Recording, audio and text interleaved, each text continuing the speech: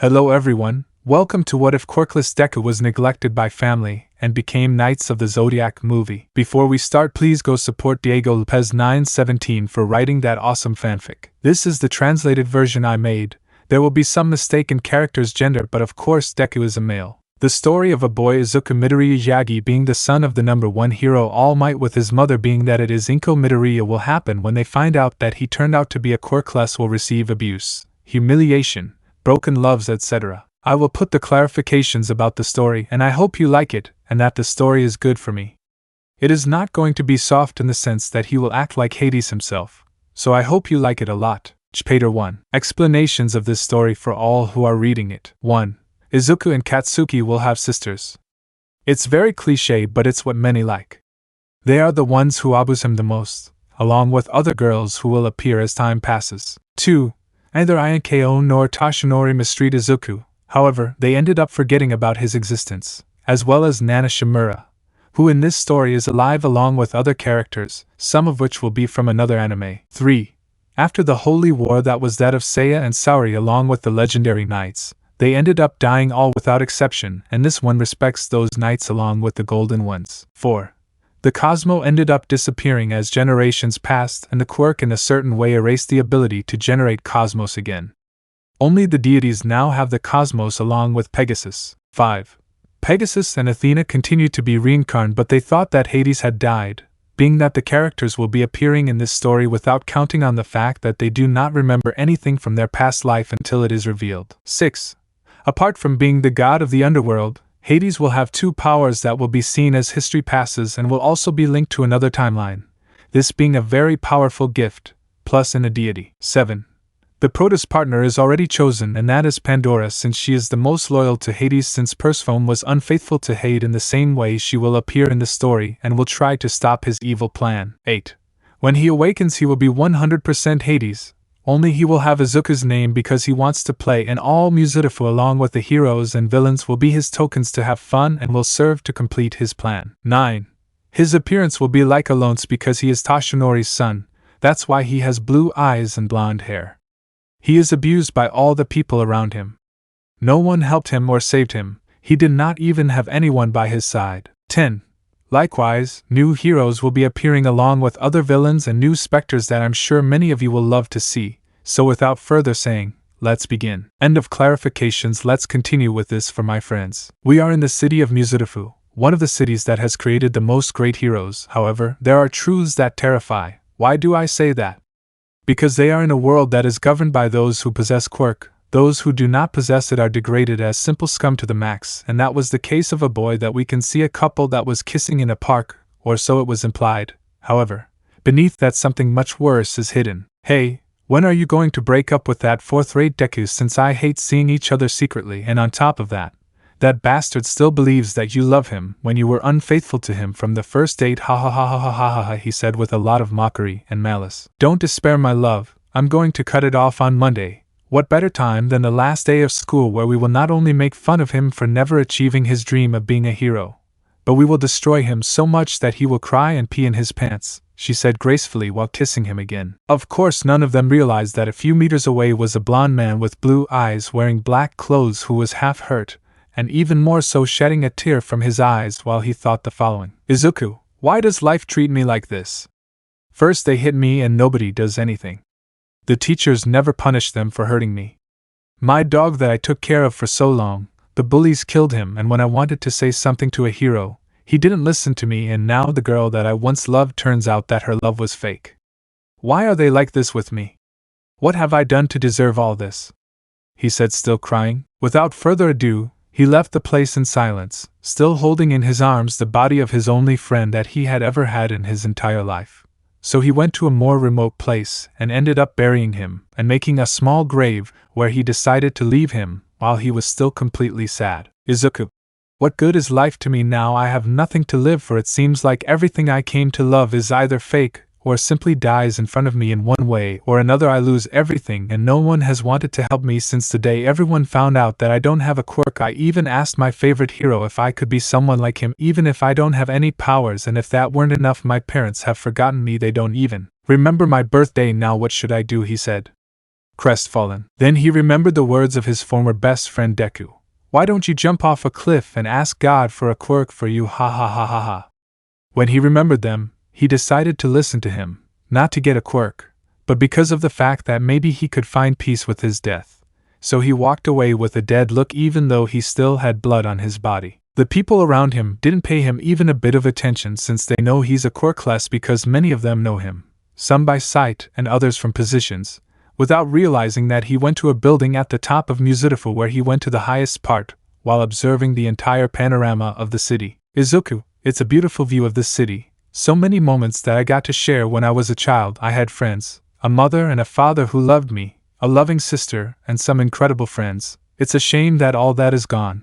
Now I only see this and I feel happy knowing that I'm going to die because when it happens I will be happy since death is salvation, he said with a bitter smile. He just took a big leap while he felt like he was falling, watching carefully how it was all going to end and simply smiled and closed his eyes while he waited for his end without even knowing that it was going to be the awakening of something much worse that was going to bring great darkness and evil. It didn't take long for him to fall, and when he fell he left a large amount of blood around him and his fall alerted the people who were now gathered around him and the heroes were keeping the civilians away from the case while they observed the whole panorama of the child while someone spoke. Erase read. Well, we have to take the body.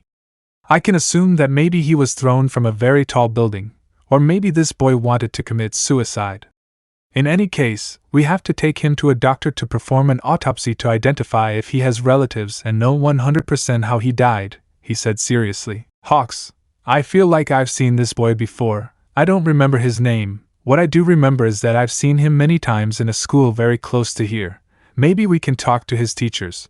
Maybe one of them knows what happened to him, he said thoughtfully. When they were about to take the boy's corpse, everyone saw how he stood up as if he were a zombie, which scared many of those who were around, since someone was about to speak but that was interrupted by seeing something. They saw that a dark aura surrounded the boy and made his hair change color to black accompanied by some tears of blood. He opened his eyes and looked at all the people around him without saying a single word. He left the place walking slowly and was lost from the sight of everyone. No one was able to move because of feeling that darkness that caused no one to be able to move. Not even the heroes themselves did. It was as if an invisible force prevented them from making even a single movement. All their senses were gone for a single instant, and when it left they recovered them. Since there was nothing left to do, everyone ended up leaving and they called someone to clean up all the blood that had been spilled.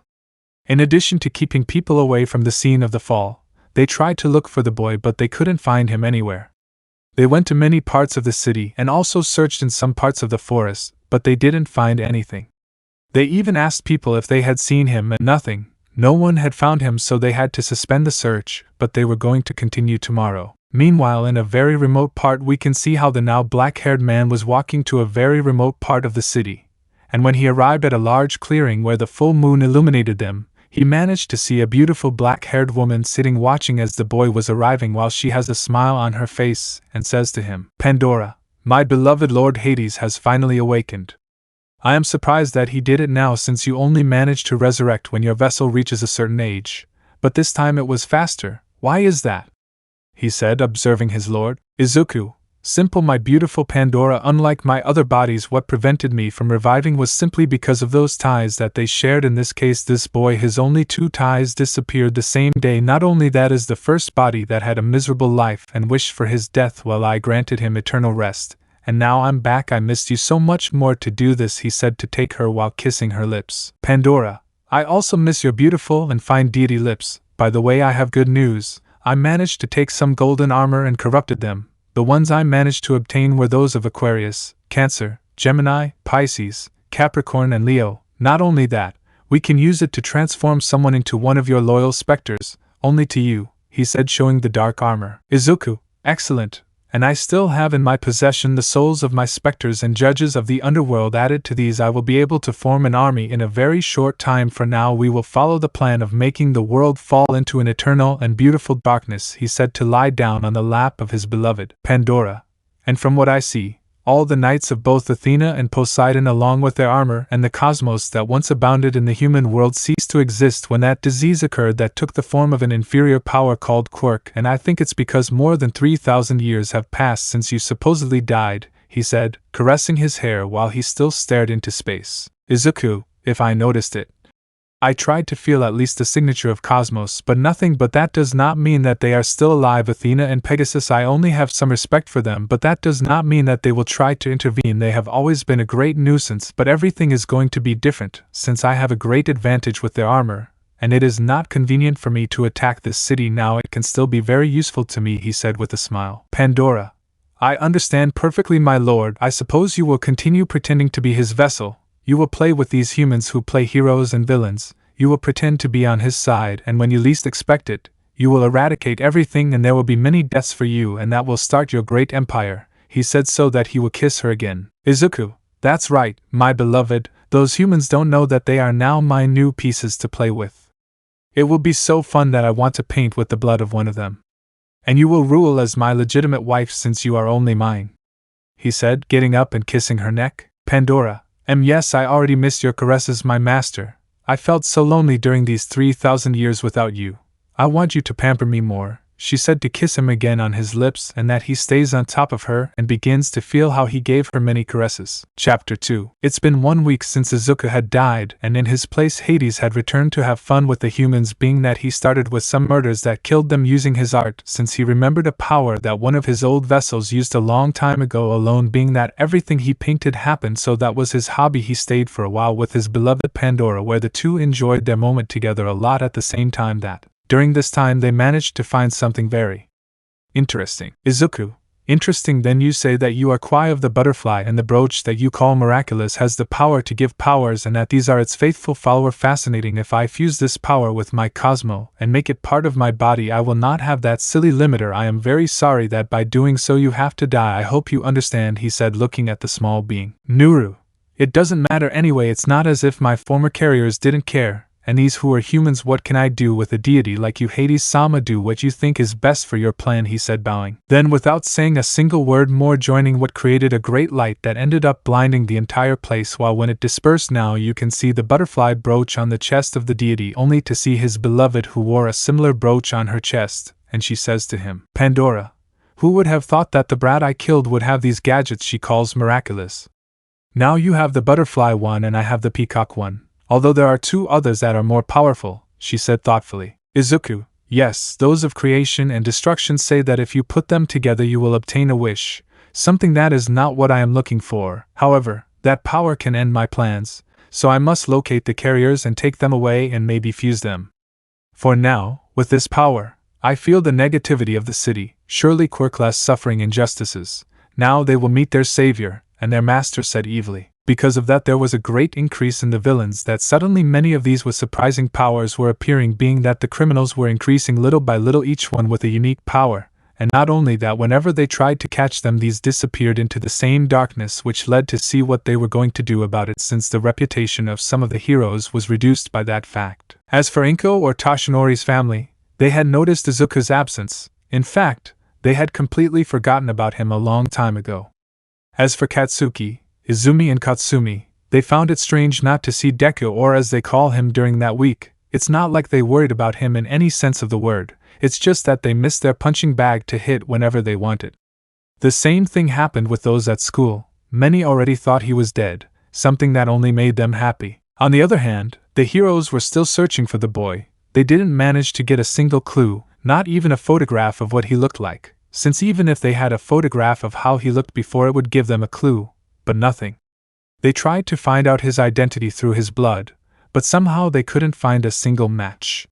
It was as if every trace of him had been erased. People didn't even remember him, something that only complicated things, so they had to undo the search for the boy. Now we are in a morning in which we can see how our god was, who was painting very happily as he listened to the fine harp of his beloved on a morning where the sun itself was barely visible, feeling the breeze of the air and finishing his masterpiece. Izuku, I love listening to your beautiful melody in the mornings. My beloved helps me get inspired for my new work of art. Tell me what you think. It's a very beautiful scene, he said, showing a painting of people dying drowned in their own blood, being that it stopped playing while caressing his cheek, and says, Pandora, if my love is a beautiful work of art, a beautiful punishment that those humans must have for ruining this beautiful world, I even get to hear their cries of lament and suffering. Another successful painting, he said with a smile while looking at it. Izuku, I would like to paint more pictures, but today begins the show in which the boy is supposed to. What is the name of this body? Oh yes, Izuku is going to graduate, where they are supposed to become heroes and where supposedly his sister along with those humans are going to humiliate him, or so are the few memories I have of him. When I use the quirk that I unlocked when I revived as a deity, I will be the attention of many, and of course the foolish heroes will want to have me, and that is the first step for my plan to work. Even if I enter, I will be able to find new specters that are infiltrated, he said with evil in his eyes. Pandora, take care of yourself, dear. I'll be watching from the shadows. I hope we have more time together and do other very good things, she said with a seductive smile, while she caressed the boy's chest with a finger. Izuku, don't worry, I will never forget my Pandora, and I hope you prepare because tonight we will relive the first time we did it. I will make you a dinner worthy of a goddess like you. For now, I'm going to leave. I love you, he said to kiss her lips. Hours later, a class could be seen waiting for their teacher for class.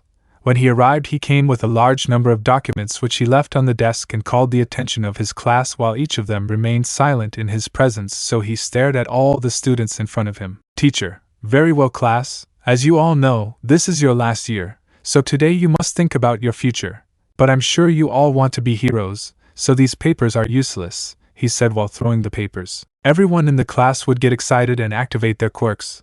But they are quickly calmed by their teacher, who using his quirk calmed each of them while he watched them, and he speaks again to tell them the following. Teacher, yes, you all have very good gifts and I am sure that you will be good heroes. I see a great future ahead of each one of you. I feel very proud of all of you without exception. I know that you will be the best, he said with a smile. Katsuki, sensei, don't put me in the same group as this bunch of extras. The only ones who will become heroes here are my sister and Izumi. The rest are vile trash who will be crushed by me, he said arrogantly. The murmurs were not long in coming, saying that the UA entrance exam was one of the most difficult. Izumi, it's true, we will be the first students from this damn school to enter the UA and I will become number one, he said with an arrogant and challenging look while many more murmurs were heard among them. Extra, hey, where is that damn Deku? I wanted to rub it in his face that we are going to become heroes and see him cry. Where the hell has he been during this week that we don't even know about him? He said angrily. Girl, leave him alone, he must be crying somewhere. It's better not to have that stupid Quirkless with us. You know, just like you, I would love to have seen him cry like the girl he's always been, she said with grace. Extra.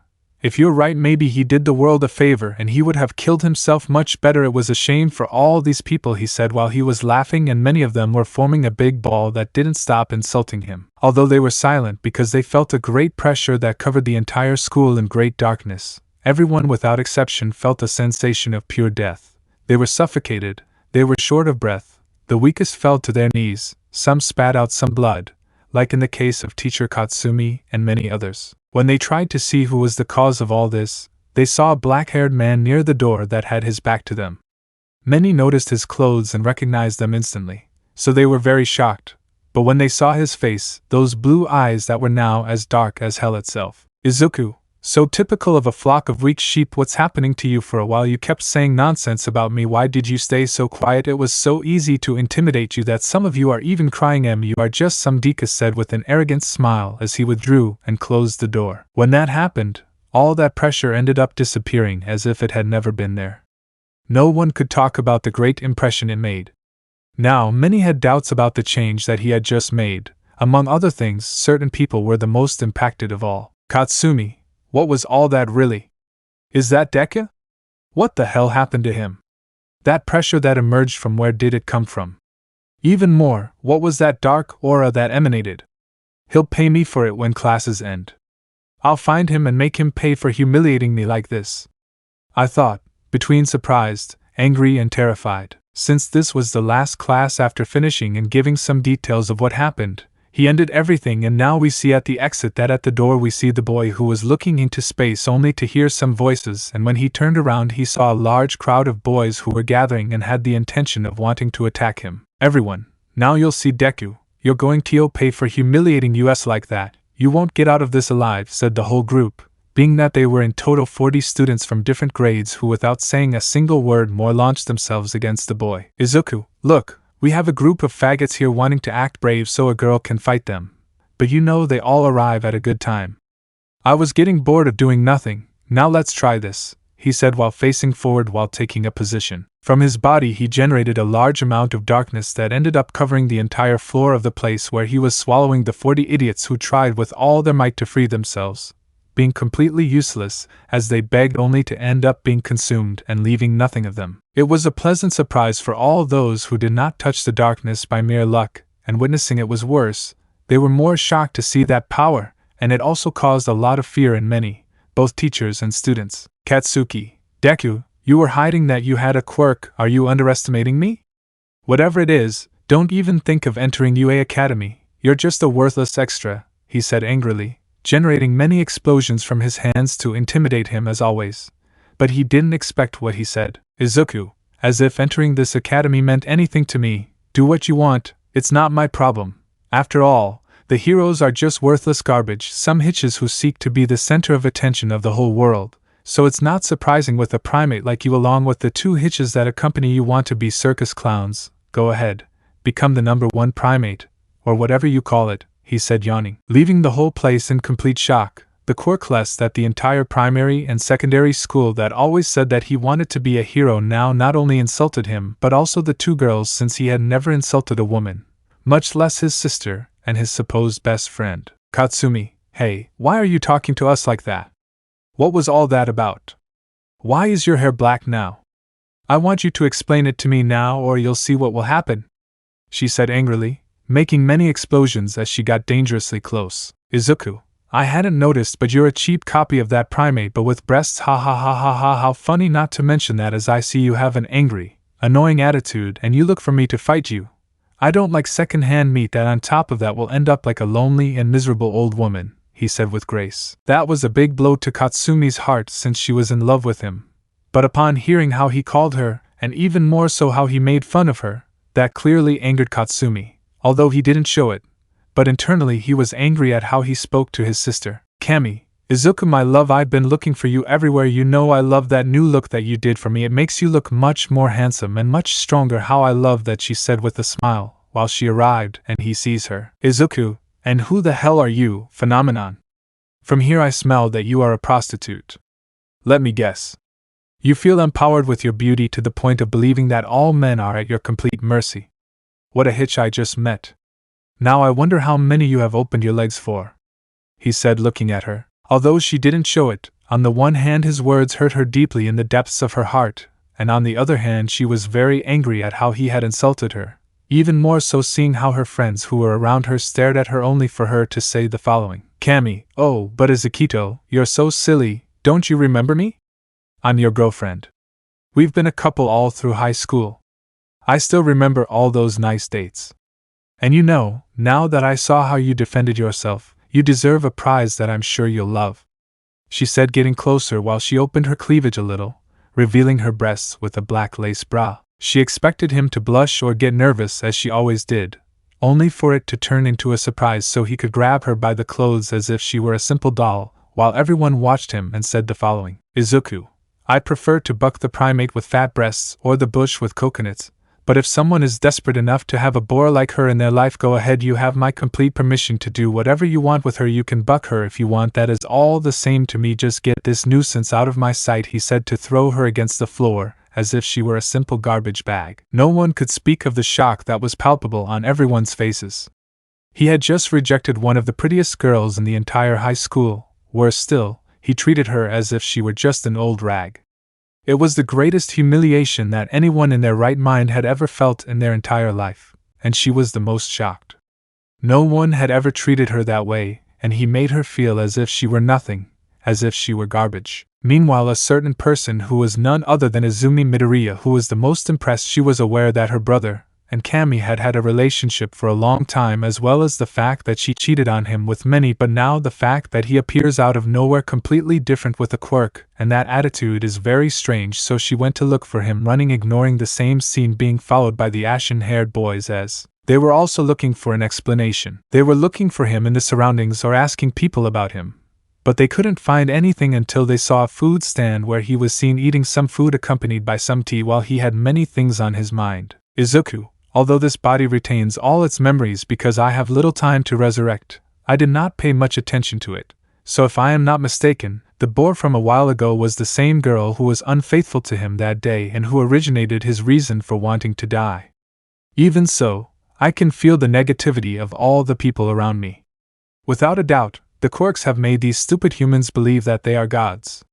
Well, soon all that will end, of course. That does not mean that at least they know how to make good food, he thought, still chewing something to eat. Izumi, hey loser, I demand an explanation about it. You disappear for a whole week, you skip classes and you arrive with that dark emo-type hair. And you also show a quirk. I demand that you tell me who gave you that quirk, she said angrily while he looked at her in the eyes. Izuku, and you, who are you and what was your name? Ah, of course you are the bush with coconuts from a while ago. I can see that you are the hitch of the primate that is at your side. Answering your question, if I understand correctly, the quirk cannot be given to someone else. And why I have it? Well, simply one day I woke up and saw that I had this power, and you talked about it as if you knew someone who can give quirks, and you think that he gave it to me, and let me guess, you are talking about a villain. No, he said, looking at her, causing her to back away all scared because not only did she discover what he was thinking but also that his eyes that before gave off pure kindness were very intimidating. Now they were an infinite void, and that's what they thought. However, a certain idiot without thinking twice launched himself at him using his explosions. This simply made his eyes shine with darkness so that he was surrounded by a dark aura that ended up sending him flying against many walls and many trees that were around, leaving him completely hurt, which was the biggest surprise for the two girls who looked at the boy who simply stared at them. Izuku, now that the primate has stopped asking for his bananas, it's best that we go and I'll talk because I know perfectly well that the two of them are going to Midoriya Yagi's house. I have some things that I must take from that place. Someone carry the primate, and it's not a question, it's an order, he said coldly as he walks away. They were so impressed and scared that without thinking twice they listened to everything he said, so they walked away while Katsumi was carrying her brother, and Izumi remained silent although they secretly looked at the boy and each one had their own thoughts. Katsumi, what happened to you? Why are you no longer that cute blonde-haired boy that I like so much? I don't recognize you at all. It's as if you were someone else using your own face. I don't know that there's still something left of you. I knew it while observing the boy. Izumi, this is not possible. Although I rule out the fact that all for one gave him his quirk, nobody changes overnight, and as if nothing had something to do with it. Maybe he gave it to him trying to act good, but it was a trap, or maybe his memory was erased, which would explain his attitude. But if that's the case, how does he know where the house is? He was thinking, trying to find a way to decipher his brother. As they walked, they saw a large house that could fit about 10 people, this being the Midoriya Yagi compound. When they opened the door, there was Tashinori, Inko, Nana, Gran Torino, Mitsuki, Naomasa, who were drinking some coffee with cookies, talking only for them to turn to see those who arrived. Tashinori, daughter, it's good that you've arrived, and I see that you came accompanied. Who is the boy who is accompanying you, since you have never brought an unknown boy? He said with some surprise, although that boy seemed very familiar to him. Inko. Oh, don't tell me it can't be that my little girl is introducing us to her first boyfriend, and I thought you were a couple with Katsuki. Even so, we are happy to see you. Come sit down, this is your house. She said, very happy to think that was it. Only for the whole atmosphere to change to a darker one, as everyone feels as if something wanted to take their soul, only to see the same boy emanating said dark aura while walking slowly, looking at each of those present, and says the following to them. Izuku. So you are the parents of the coconut bush. Now I understand where you inherited the idea of being a complete hitch from. Anyway, I just came to take something that caught my attention, so it won't take me long. The less time I'm in this house, the better for me, he said with total boredom so that he could go up the stairs. The moment he said that, he dropped his dark aura, only for everyone to catch their breath again, being that they had doubts about it since this boy was anything but normal, only for one of the adults to speak up to say the following. Mitsuki, hey girls, who the heck is that disrespectful brat? And why did you bring him here? I've never seen him in my life. In fact, I don't know why he reminds me of someone special, although for some reason I can't remember him. She said thoughtfully and confused. Izumi, that's what we want to talk about to start with. That boy that everyone says is unknown is none other than Izuku, my brother and his son. It's natural that they don't recognize him. He looks like another person. Even we find it hard to believe that it's him. But it's the truth, he said, sighing a little sadly. When she mentioned his name, the minds of 5 people immediately clicked. They remembered a blond man with blue eyes who had a smile, and now it was the biggest surprise to know that it was the same one who had just left them intimidated a moment ago. Gran Torino. Of course, now I remember little Izuku, but what happened to him? His hair was bright blonde and now it's dark black, and what was all that dark aura that did a while ago? Did he wake up his quirk, but as if they said he was a quirkless? He said, surprised while looking at them. Naomasa. Wait, do you mean that boy was blonde before and the darkness that emanated a while ago? Then there is no doubt I have finally found him. He is the boy that they sent me to investigate and look for, you know, the one I told you about, he said, checking some documents while someone was talking. Tashinori. You mean the boy that Aizawa and Hawks told us about, the one that fell off a building a week ago and got up as if nothing had happened while he was surrounded by a dark aura while his hair changed color, he said, looking at the man who nodded. Nana, in fact, I wanted to look for a clue about him, but nothing, we couldn't find him. A few witnesses managed to see him, but no one. Many came to say that they don't know him. How come we didn't get worse? How come we forgot about him for so long? In fact, I don't remember having seen him for years, she said, crestfallen. Katsumi, we do know, and I'm not proud to say it, but they've forgotten it for many years because they focused on us. At school they mistreated him from elementary to high school. No one did anything to help him, not even the teachers. He has been a victim of betrayal all his life. Even so, I never saw him sad, not even once was he always happy despite the things that happened to him. He said sadly. Inko, I understand, I feel disappointed and angry with both of them, the same with Katsuki. But we can't get so angry, we are more to blame for having forgotten him for so long. It's better to take advantage of this opportunity to tell us how your day was and what Izuku did, she said, making them nod their heads. So they started telling everything from when the teacher arrived until when he appeared, what he did, telling about the quirk that released that darkness, how he even left Katsuki in that state that minutes later he woke up somewhat altered. They had to tell him everything and tried to go for him if it weren't for the fact that his mother stopped it, saying that he was in serious trouble. And after a while of waiting for him and no one daring to go up there, they decided to go for the boy, only to see him coming down the stairs, now carrying a book in his hands, as he was about to leave. Gran Torino, wait, kid, before you go, we want to ask you a few questions about yourself, so you can sit down and relax. We're not going to say anything that might make you uncomfortable, and we also promise not to take long, he said calmly. Izuku, if you come to tell me the same thing as the coconut bush about my quirk, or whatever it's called, being given to me by a villain, then you're wasting your time. Never in my life have I met that all for one, and how do I know his name? Very simply through that thing called the internet. There's a lot of news about him being known as the #1 villain, and I've never met that idiot who hides his face because he's ugly, he said, bored, leaving more than one surprised, since that was the thought of many of those present, only for some to half sigh in relief knowing that he had not been involved with that villain, only to see how he sat down, which implied that they should continue with what they were about to do. Naomasa, very well. From what I've seen, it seems that you don't remember anything about your family because you call your sister with those nicknames. Although it is an insult, they themselves mention that you don't know anything about who you were before, because I want to know what you remember, she said while she had a notebook where she wrote everything down. Izuku, so they think I have amnesia, huh? I can use it to my advantage. What am I supposed to remember? I only know that Izuku is my name, and that I had woken up from a dream and accidentally used my power. That's all, he said while eating some cookies. Tashinori, okay, I have another thing to ask you. If you say that you only remember your name, then why did Izumi just say that you know where we live exactly, since it seemed that you had an idea of where you were going, she said, looking him in the eyes. Izuku, simple. After waking up I wanted to know who I was, and I found out that they nicknamed me Deku. When I searched on the internet I saw that it meant useless. Also many insults that I managed to hear from many students. It was only enough to look for the home address through the last name of the bush with coconuts, and many times I even got to take a look and enter. So they must have better security, because many times they have left the door open even at night, he said, looking at the ceiling. Nana, okay, that explains well how you know the address, and yes, I know that many times they have left the door open, a trick that they should stop doing. Anyway, next question, what is your quirk exactly?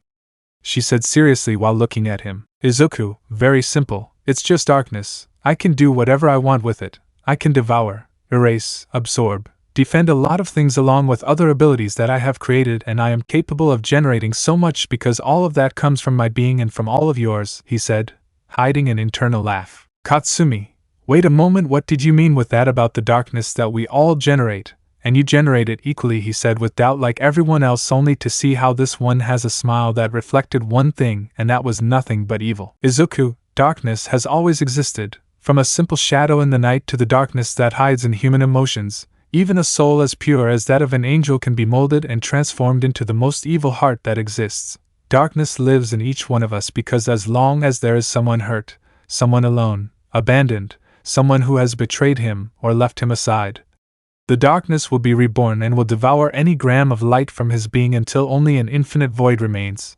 And all that I am able to see, and it strengthens me, he said with an evil smile. His words clearly left them surprised and somewhat terrified to hear his words, because not only were they true but they were also scared by the face he made and the way he expressed himself. It seemed to have some kind of meaning, although they put their thoughts aside so that someone could speak up and say, "Inko, leaving that aside, I can imagine that you must now live somewhere else. On the one hand, I feel like telling you to stay in your case, but on the other hand, I don't have to say it since this hasn't been your home for a long time. At least you could stay for dinner tonight, please," she said, lowering her head. Izuku, no thanks, I have a dinner with my beloved, not to mention that I only came to look for something that rightfully belongs to me. Oh, and I also know that you are afraid of me being a villain. I feel your negativity, even the one you tried to hide, I admit it. I thought about it many times. I know that you want me to enter the UA. Tell the director that I will do it. But when I arrive I will set my conditions, and if they have a brain, they will do it.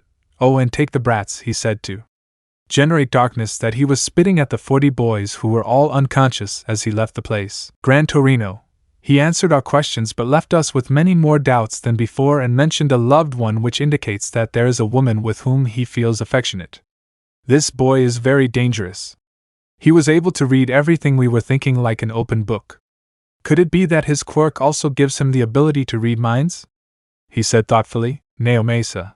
It could be said that he can do anything, and his ability to devour people with his darkness is perfect for capture. He has good potential, but I will say it, he does not have the spirit to be a hero to the point of wanting to make a deal, because he knows well that we fear that he will become a villain, he said, sighing. Katsuki. In fact, something they didn't mention was that he told me that for him heroes are simply worthless trash, hitches who seek to be the center of attention of the whole world.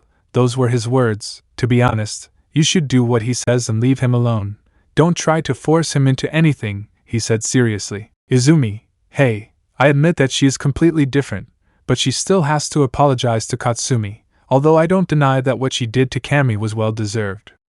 Look how she insulted me and your sister. It was very rude of her to do so, she said angrily. Katsuki. And even though we have insulted him by saying worse things to him, I have to remind you that we were the ones who started all this of wanting to insult him, and even if I say that I regret it, I would be a hypocrite to want to treat him as before. I saw it in his eyes.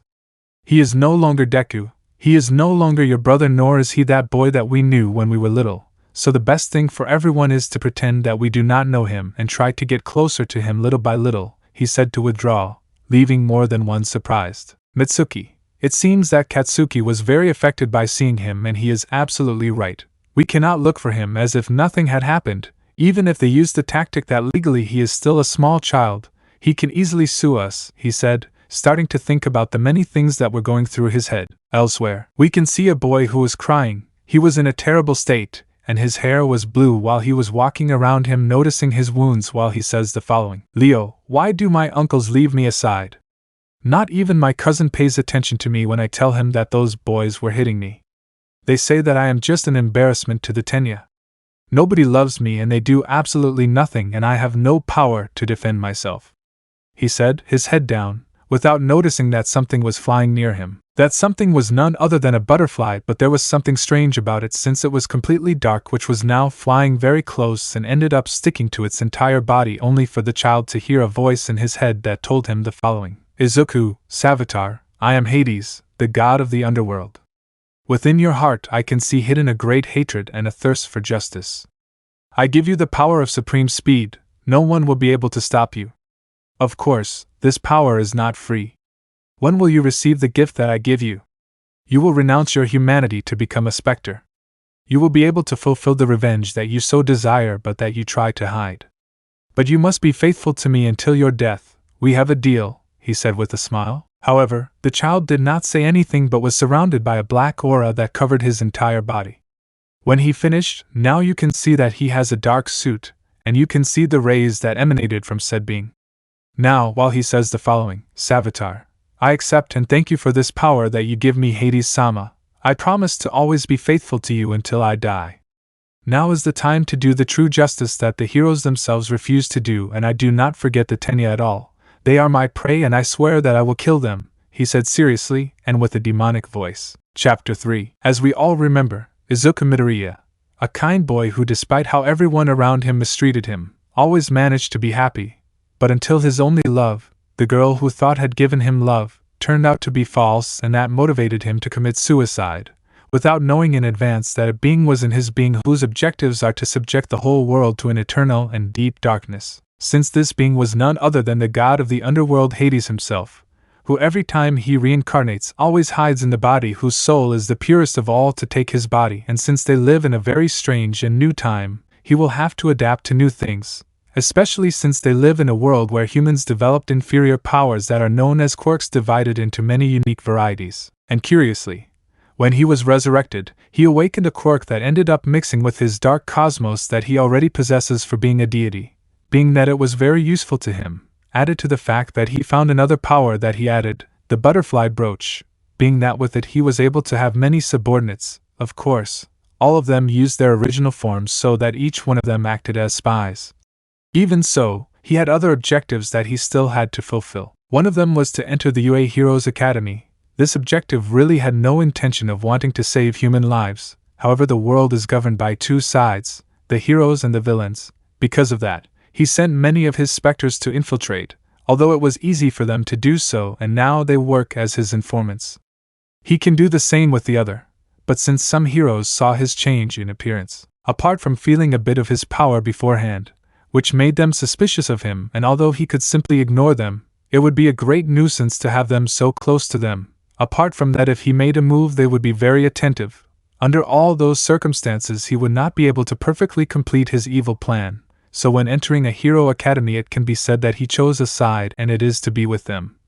Of course, temporarily, it also has a double benefit for the position. He can find good subordinates among the students of the academy since he has the feeling inside his being, and just as it happened when he told them in the most direct way possible, he ended up having an interview with the director, who was a kind of strange mutant that even he who has seen many strange things throughout his life as a god never saw anything like it. This being a man of good intelligence, and who knows what is best for him, these became a deal in exchange for entering his academy by a recommendation that although he had to take an extra test, he would enter the UA in exchange for this around 5 favors, and all without exception he ended up fulfilling them, knowing in advance how important it is for them that he goes to that school. So in the end everything was going very well. When he took the extra test, in which he could notice many recommended among them, only one of them caught his attention, and that was none other than Shoto Todoroki, who within his being hid a great anger and thirst for revenge that even managed to see the hatred of his own existence. Because of that he saw him as a good candidate. But if he wants to make his move he must take it easy and wait for the right moment. Current news, 6 a.m. Now we see a great palace which is surrounded by a spectral aura, while all around were heard many thunders and lightnings, while the sky was an eternal night. This was none other than the palace of Hades, which was located in the underworld, being a remote part in which only the god of the underworld had access. Inside you can see a very luxurious place. In a room you can see a double-sized bed where Hades himself was, who was not wearing his shirt, and was sleeping deeply where he was until he felt something sweet, being that when he fully opened his eyes he saw a black-haired girl kissing him and being on top of him. Pandora, good morning honey, how did you sleep? Sorry to wake you up so early, but remember that today you're going to that academy, and from what I remember, you said that there was someone who caught your attention, right? She said with a smile as she looked at him. Izuku, yes my love, good morning. I slept incredibly being by your side, and even more so feeling your delicious lips. You don't know how they fascinate me, although I want a little more of that delicious delicacy. He said to kiss her a little more, while she accepted it with great pleasure, while hugging him. This kiss was increasingly hotter as she ran her hands over the toned body of her god, and of course he did the same, touching the woman's breasts, causing her to let out many moans of enjoyment that only became more and more intense as they looked at each other with a lot of desire in their being. And someone said the following. Pandora, you know my lips are not my only delicacy there is, since I am completely yours for the rest of eternity, so you can take me whenever you want. she said to uncover herself, revealing that she was completely naked. Izuku, even though I'm using the body of a 14-year-old boy, remember that I'm over 3,000 years old, so I don't need to know something that I already know is mine, and of course I'll take you as mine, like the first time we had Hex, which has been the best day of my entire existence. Being the god of the underworld, you have been the only woman who has shown me sincere love, which will always be my greatest treasure, and now I'll take you, he said, after laying her down while he was on top of her. What happened was what everyone knows, and don't let it seem strange to you. Remember, it's a deity that is even older than her in a sense, but it's anime love, so it's okay anyway. After their heated moment, they ended up bathing together, being that they gave each other their affection until they finished. In the same way, he went to eat some of the food that Pandora prepared, only to return to the human world. He ended up arriving at a portal where he was near an alley where he usually frequents, where he started walking and many people were staring at him. Some women, both older and younger, looked at him with desire because of how handsome he looked right now, and the men were very scared by the aura he emanated. Izuku, humans have become so weak, to the point that I have to lower my aura so as not to kill them. Even a bronze saint of Athena was able to withstand the pressure of my dark cosmos, and yet they are still affected by that incident that gave them powers. It ended up ruining them. In fact, I wouldn't be surprised if the human race became extinct, although of course, among these rotten apples there are apples that are worth their existence, and that I will collect, he thought, walking until he reached a facility. He ended up arriving at the UA knowing that his class was 1 data, so he went to look for the numbers where they were being, which didn't take him long since apparently there was a large door with that number on it, which he saw as unnecessary, but he didn't give it much importance. Only when he opened the door a little he saw a somewhat peculiar scene. Lita, don't put your feet up on the desk. Don't you think it's very rude of you to do that to the upper classes and the people who made the desk, or those who were there before you? He said seriously while he made several poses as if he were a robot. Katsuki, stop bothering me, damn 4 eyes, and tell me who you think you are, giving me orders, stupid extra piece of shit. I want you to tell me what school you went to, now that you're really superior, she said angrily while she sees him and makes explosions. Lita, very well, I went to the semi-private academy. My name is Lita Tenya. It's a pleasure to meet you and I hope we can get along very well, he said seriously while he saw her and was with his sister and girlfriend. Then they talked again. Katsuki, semi? So you're from the damn elite. It seems that I'll have a lot of fun crushing and destroying you. I'll show you that I'm the strongest, he said in a very mocking tone while he sees him and also takes out quite a few explosions from his hands while he says, Lita, crush me, destroy me? Do you really want to aspire to be a hero? You seem more like a villain. You have a somewhat curious attitude, he said, scared, being that this was taken to make fun of more things about him, while he watched the scene in silence and thought the following. And they could have said more things if it weren't for Izuku's presence, which caught everyone's attention, since many got to know him, as was the case with Bakugo and Midoriya, others who went to the recommendation sessions and know beforehand what he is capable of, plus some found him familiar because they got to know him at the time but don't remember him. And he simply sat on a distant bench. Jiru, hey, I have a question. We know each other from somewhere. Your appearance reminds me a lot of someone, but I'm not sure who you think. Can you please tell me your name? She said, looking at the long-haired, black-haired man who simply ignored her. Kaminari, hey? She asked you a question, why don't you answer her? He said, but he ended up ignoring him, making him angry and making him throw a lot of sparks, and he was going to shock him, only for him to hit his forehead with a single finger and end up fainting, leaving more than one surprised. Lita, what a lack of manners, she simply asked a question. We are supposed to be partners now, so you shouldn't do those things. They are not the attitudes that a hero should have, she said so that he turns his back on her while putting his feet up on the desk and staring at the ceiling while saying, Izuku, until when are you going to continue analyzing us? You've been hiding for a while. I suppose your goal is to see your new students. Come and do the test once and for all before you knock out all these brainless orangutans who have nothing better to do, he said, talking to nothing while chewing on a cycle. When he said that, he made many not understand who he was talking to, and many even thought he was delirious until they saw a yellow caterpillar that revealed itself to a man in a sack while he had a completely bored face while he said the following. Aizawa, I see that you were able to notice my presence from the beginning. Not only that, you guessed that I was analyzing them. Anyway, I am your class teacher, and my name is Aizawa Shoto. I know it is sudden, but put this on.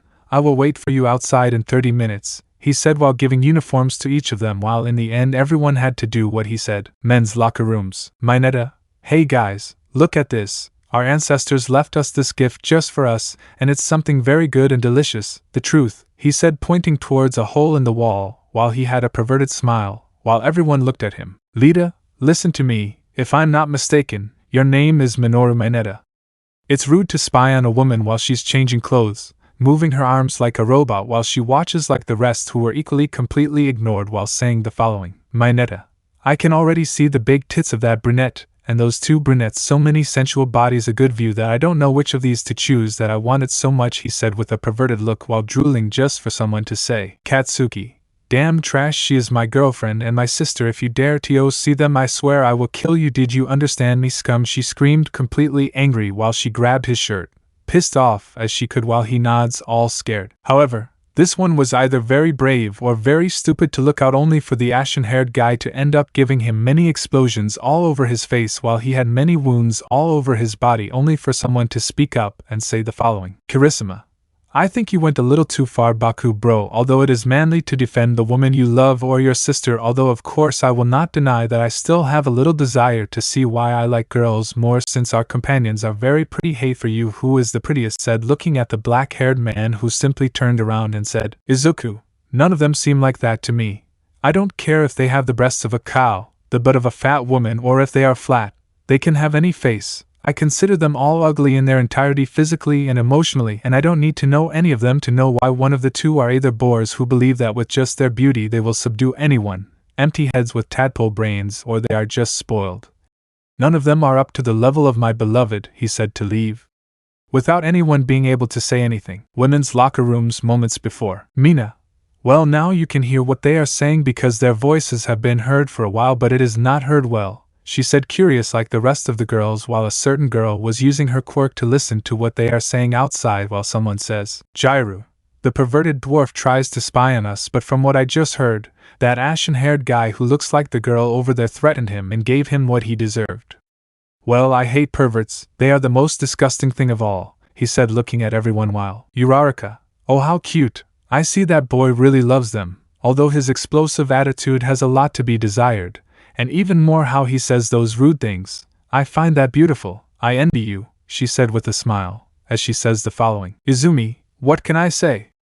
I've known him for a long time, and well, even though he shows it sometimes, I know that he loves me just as he protects Katsumi, even if he doesn't say it, he said with a blush on his cheeks while someone speaks to say. Jairu, yes, I left it very bad from what I heard, but with what the other boy said, the black-haired boy who ignored me a while ago just said that for him we are all ugly, and that no matter what body we have, we are not up to the level of his beloved or whatever he told her. I don't know where I know him from, she said thoughtfully. Tsuyu, I don't know why my instincts tell me not to do anything or say something bad about him. Since he arrived, he gives me a bad feeling. I'm very intimidated, something I've never felt before. And that's even though I once saw a villain up close and I wasn't scared, said the frog girl. Cammy, so in the end you did come, and at that moment when you despised me as if I were worthless to you, not only that, you treated me and said that I was just a nobody. That's something that I'm not going to allow you to leave.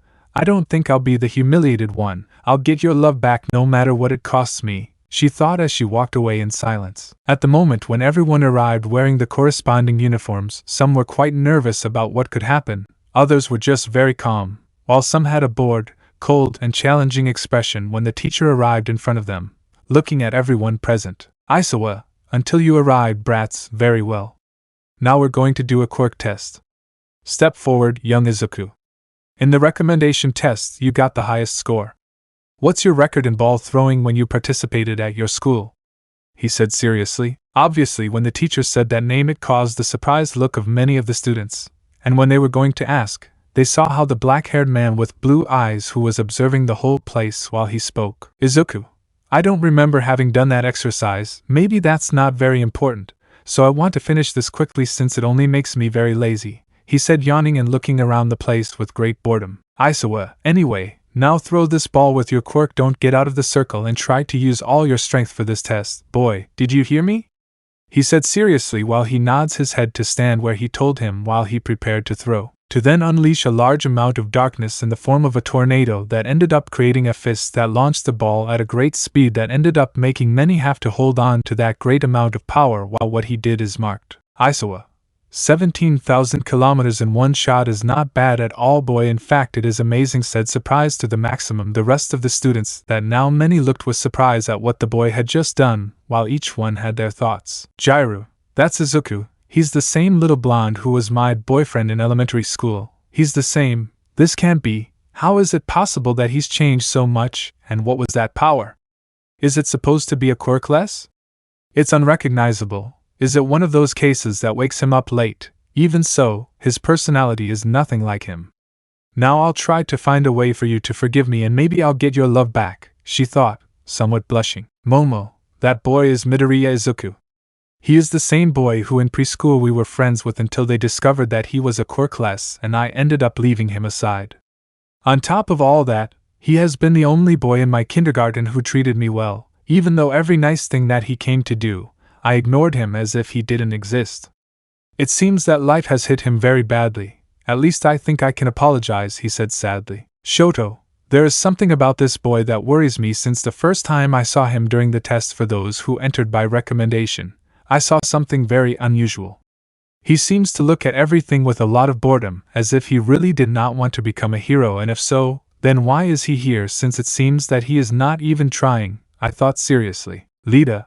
Izuku, that name sounds familiar. Wait, I think I've heard it before. Of course, a long time ago I heard a sad boy in the park who wanted to be a hero even though he was a Quirkless. He came to ask me. Of course I told him that logically he can't be one, and that he was wasting his time wanting to be one since it's a dream that will never happen. Will it be the same? I don't know, there's something that gives me a bad feeling, he said thoughtfully. Uraraka. We can use our quirks as much as we want. What was expected from the heroic course, right guys? This is quite entertaining, right? Excited like some of those present, while everyone had that same thought. Mina, this is going to be so much fun. You knew this test was going to be so easy, she exclaimed excitedly while everyone was staring at her. On the other hand, the swords were extremely bored while someone spoke up and said the following. Aizawa. So it would be a lot of fun and very easy. Huh.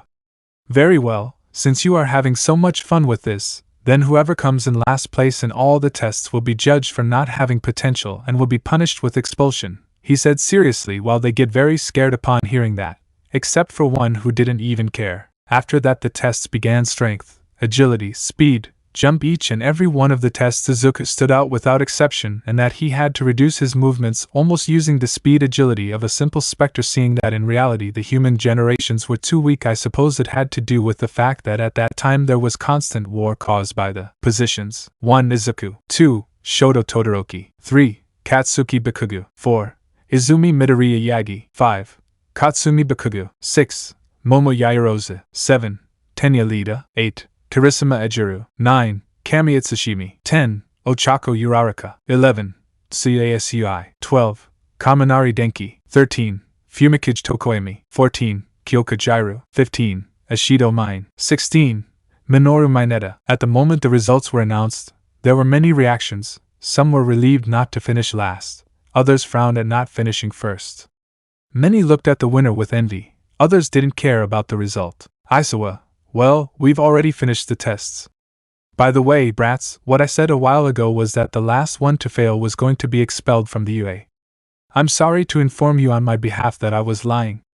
Everything I said was a lie? He said it so that some people would see him surprised. Momo, it's more than obvious that it was a lie. It's clear that they weren't going to expel us on the first day. He only said it as a way to motivate us to give our 100%, and I see that only I realized, he said looking at everyone, many of whom were left speechless. Although before anyone spoke, a rather strong, very intimidating killer instinct was felt, but it was recognized by Bakugo Midoriya and Itsushimi only to see how the black-haired, blue-eyed man gave a few small applauses while looking at the girl with a sinister smile, while saying the following. Izuku, you're done with your speech of humiliation, spoiled cow breasts, let me show you how it's done. To start, you must meet your teacher Shoto Aizawa, better known as Erase Reed, the hero who erases a known quirk that at UA expelled an entire classroom because none of them had potential in his eyes. Right, he said, observing the man. Aizawa. He is absolutely right about everything about me and what I did. That happened last year in the tests. Even though they all stood out, I didn't see any potential in them, so I expelled them all, he said, but was interrupted again by the black-haired man who spoke. Izuku, I guess a year ago you wore glasses, right? Because I don't understand where you see the potential in these idiots that surround us. They all get carried away by emotions, some have the pride of a villain, the innocence of a baby, the logic of a robot, the immaturity of a teenager. At the first opportunity they meet a villain, all they will do is cry like cowards, he said mockingly while turning his back on them. Aizawa, although your thinking is somewhat correct and I was able to see the attitude of certain students, it does not give you the right to say that they have no potential. Give me a reason why I should not expel you because you do not think that I do not know that you did not use all your power for this test, he said, activating his eyes to intimidate him. Izuku, both you and I know that if you do it you would have to expel Todoroki too since he has more than one quirk, and as far as I know he only used one, and it is not convenient for you to expel the son of the number 2 hero, not to mention that being expelled does not affect me anyway. I should just go to another silly academy apart from the fact that you are aware of how dangerous my quirk is. After all, you were there when I woke him up, so stop barking nonsense since I know you would not be able to bite me, he said to leave the place. Mina, Professor Aizawa, what did you mean that you witnessed the awakening of your quirk? I don't quite understand what's happening, she said with doubt, like many of the students who found the boy's attitude very strange while he simply sighs. Aizawa, I'll just tell you that among all of you, all the students that I've had the opportunity to teach, he's the one who holds a potential that even terrifies me, knowing how far his darkness can go, and I say this in more than one sense. Anyway, you can leave. He said that these will leave, leaving him alone, or so he implied until someone appeared next to him. Tashinori, it's worse than I thought, he doesn't feel an ounce of affection for anyone in his group. He hoped that at least he would have ties, but nothing. Certainly. What did you manage to see about my son? He said, looking at the man who simply sighed. Aizawa, to be honest, I confirmed my suspicions. He's the same boy that Hawks and I saw get up as if he were a living dead person. What he said is true. He can do anything with that darkness. The only limit he has is his imagination. Such a dangerous and unlimited power won't take long to catch all for one's attention. But we have an advantage. It seems that he doesn't harbor any kind of hatred for anyone. He just sees everyone as simple garbage. He said, sighing tiredly. Tashinori, yes, I knew it from the moment he entered my home. He didn't act like someone resentful.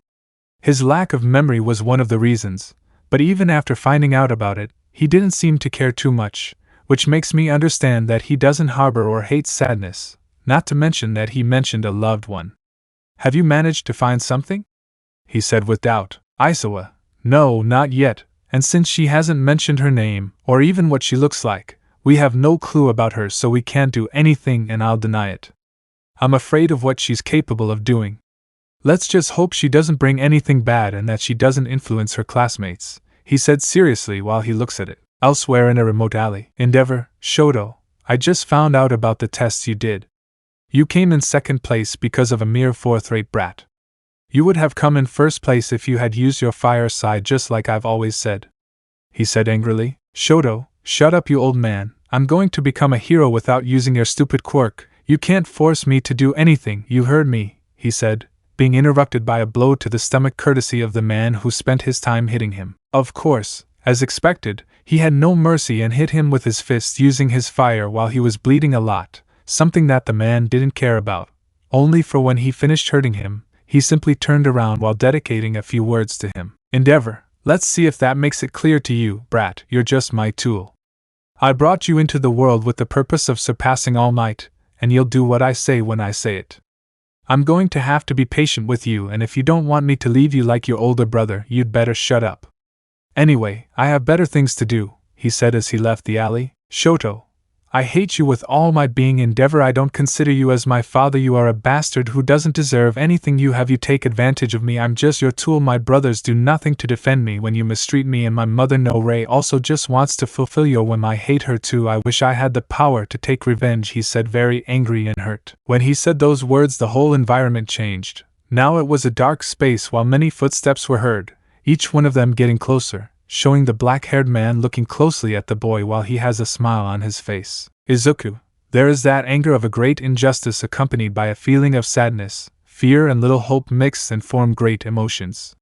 You are right, Shoto, what your father does is wrong and deserves to be punished. Let me help you, he said, to use his darkness and heal him. Shoto, why are you helping me? What is it that you want in return? Or rather, how did you know that I was here? What exactly are you looking for?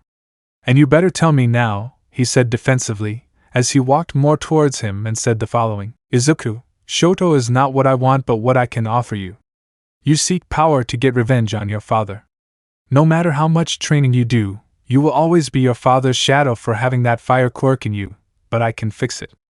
Allow me to show you, he said, to make a strangely shaped armor appear. Izuku, before you is the golden armor of Aquarius. It used to be golden, but I modified it using my darkness. It guards a great power over ice, along with all the abilities of its previous wearers. If you touch it, the armor will cover you. It will erase that quirk that you hate so much. This is a golden opportunity. Don't you believe it? Only to obtain it, you must swear to serve only me, he said calmly while looking at it. Shoto, I can see that if it emanates that power you say that just being near it makes me feel a cold that I have never felt in my life, and you are absolutely right. I agreed to serve you, Izuku said seriously, as he approached the armor that was slowly shining. Izuku, please don't tell me that. I have another identity that you will know when you get your power, and believe me when I tell you that you will never regret this new opportunity for revenge, he said with a dark smile as he watched him approach. Just touching it, the entire armor ended up covering his body at the same time that a large dark aura covered his entire body, making him scream in pain for a few moments, only for the aura to decrease. And now Shoto is seen, but now he had different and long hair, not to mention that he was taller. Izuku, welcome back, my specter of Aquarius. Although you share the memories of each carrier, you only serve me, and remember that you must only swear loyalty to me. Your humanity has disappeared and you will never be able to die unless I order it. It was clear, he said, to see how he got up. Shoto, it is completely clear, God of the underworld Hades-sama. I am very grateful for this new opportunity that you give me to be able to take revenge on the Todoroki. All of them without exception will perish by the blow of the absolute zero. What are your next orders? He said, making a small bow. Izuku, for now you will return to your normal form, and even if you use them your powers will still be there, and you will be able to use them to their full splendor. If you try to train, you can go to the underworld where you will be able to strengthen yourself. I will give you the details of what I plan to do. For now, let's go, he said, so that he nods and they leave through a portal. Time skips 6 days later. We see how Hades was arriving at Yue, who was next to Shoto, who returned to his original form while they talked about some pending issues regarding the subject, while he spoke to tell the boy the following. Shoto, as I told you, Lord Hades, a good candidate to serve you that I managed to find in the Yue. When I saw him, he had the potential to enter this silly class that we are in now, but they did not accept him because his quirk was villain, and for that reason they lowered him to the reserve and the guard. A great hatred and resentment that you can use to your advantage, he said seriously. Izuku, interesting. From what you told me, that boy is called Hitoshi Shiso. He could be, but to be able to do it I need him to unleash a great negative emotion. For now keep an eye on him and try to tempt him even a little. Well, we're here. Remember that when we're in the human world I'm Izuku, understood? He said so that he would nod while the two were arriving at the classroom. The moment he arrived everyone was staring at him. This was already routine for them. He doesn't usually talk to anyone, and when he does, he just says an insult that angers many. But his intimidating aura silenced them all without exception, so he simply went to sit down while he sat in the back, silent, thinking about many things. Izuku, the plans seem to be going well, but I must still find a way to release Hypnos and Thanatos from that seal. Not to mention that I must find my real body. Using this human body I can only use 50% of my power, and with the armor 80%. I must know who guards it if there is still a guardian or a patriarch in this world. He must know the location of my body. I must find it, and force him to give it to me. I hate being plagued by hypocritical humans like those who regret what they did to my vessel, and how pleasant it will be when they find out that Izuku took eternal rest. I thought the last thing with great malice. Jiru, hey Izuku, have a moment. I know you don't feel like talking, but listen, I want forgiveness for what we went through during elementary school. I still remember that you defended me from some boys who bothered me because of my jacks, and how you declared your love to me and we became a couple. I didn't want to do that to you. What happens is that whenever I was with you, I was the laughing stock of the whole school, reaching a point of how to solve it, and my friends said that the best thing was to be unfaithful to you and say that I played with you all the time. I thought that with that I would be better, but they started making fun of my jacks again, and even though I tried to go out with a boy, everyone rejected me for saying that I was ugly and had a bad body. That's when I realized that I never valued you, and I'm sorry. I hope maybe you can forgive me and maybe be friends again, she said shyly. Momo, I want to do it too. You and I met in preschool. We were good friends. We had many moments together, and of course everything changed when they said you were quirkless. They treated you badly and I did nothing about it. I simply ignored you because my parents told me that I should stay away from those kinds of people because they always get hurt. Even so, you were kind and nice to me. You even helped me when no one else did, and I never got to thank you for that. I regret it, and I also want us to be friends again, she said regretfully. Izumi, I think I'm speaking the same way to say that I also want to apologize. You were my brother, and I should have protected you. Instead, I treated you like the rest of the world did. I even made fun of you because our parents didn't remember you. I hope that, well, at least we can be a family again, she said, her head down. Katsumi, me too, Izuku, and I want to tell you something that I always wanted to but never had the courage to do it, and that is that I like you a lot. I was going to accept you the time you declared yourself to me, the first time you even gave me a flower, but I destroyed it with an explosion because at that time I got carried away by my pride of wanting to be the best that I forgot. And I hope we can be a couple, she said, blushing. After saying that, there was a great silence in the entire room. Many were hoping that he would end up accepting both being friends and being a couple. Some were jealous, others were equally a bit jealous about what they thought was about to happen, but what happened, no one expected at all. He started laughing in a very psychopathic way. Such laughter caused a lot of fear in more than one person for not understanding why he was laughing this way, only for him to stop laughing while he was calming down, only to turn around and say the following. Izuku, I hadn't laughed like this in a long time. It makes me laugh a lot the amount of nonsense they can say in such a short time, and more for believing that I was going to accept it is the funniest part of all this. They believed that by saying that everything would be solved, that with just an apology all the evil they did would be forgotten, that all that would change overnight, and as if nothing were happening. They are more stupid than I thought, ha ha ha ha ha ha, he said, still laughing. His words were so hurtful, not to say mocking, causing the four girls to freeze, but little by little tears began to well up in their eyes, all of them without exception, not to say they fell to their knees, while clearly in that scene they looked with great anger at the boy who simply put his feet on the seat. Izuku. And now we're at the part where these insignificant apes look at me with a lot of hatred when they don't even know about the subject, and those who know are the first to attack me or are going to say that each and every one of their sins that they did to my poor vessel didn't happen, that I'm resentful, and I bet there will be an idiot who wants to attack me at the first sight they see, distracted as I was now thinking, closing his eyes. And just as he said, there was someone stupid enough to want to launch himself against him, who was none other than the ashen-haired man who, very angry and beyond belief, began to unleash many charged explosions in his fist, while he launched himself directly towards the black-haired man while saying the following words. Katsuki, damn Deku, I'm tired of bearing my anger. I can tolerate your silly attitude towards me, but what I can't tolerate is you making my girlfriend and my sister cry. Now you're going to pay, he shouted too furiously, being centimeters away from touching him, so that his arm was covered in a lot of darkness. And taking his hand, he blocked the boy's blow while still keeping his eyes closed. While still having his hand of darkness, he gave him a powerful blow that ended up sending him flying while he opens them, and still continues ignoring everyone present until someone speaks. Kirishima, Midoriya, what you did a while ago was very wrong. Now I'm telling you to apologize to them and to Bakugo for having done that. It's not like men to make women cry, the redhead said angrily while he still tells him the following. Izuku, it doesn't make sense what you say. After all, that bush with coconuts has always insulted anyone who crosses her, be it man or woman, and I don't see that anyone has cared or scolded her for it according to what I can investigate, and that she hits the ash-haired primate. It's natural, after all. She loves to be masochistic with him. Or if not, why do you think she hides that mark on her neck, he said with a smile. When he said the last thing, they remained silent, only to immediately see Katsuki, who indeed had a mark on his neck, only to see the green-haired girl blushing while she looked away, while some couldn't help but laugh at that, and someone was going to say something if it weren't for the door opening. Quickly opening the door, I'm coming through the door like a normal person, said a blonde man who had a very tight red suit, while having a huge smile on his face. This was none other than the number one hero. Aizawa, well guys, I really don't feel like knowing what you were talking about, In any case, today we will do a different exercise. Almight will be your teacher. Aizawa grabbed his sleeping bag and lay down while he could be heard snoring, which made the students look at him with a drop of anime-style sweat. Almight, hello young people. Today we will do combat training. Put on your hero suits. Your seats have a number. The number corresponds to your suit. Pick it up and we'll see you in the beta zone.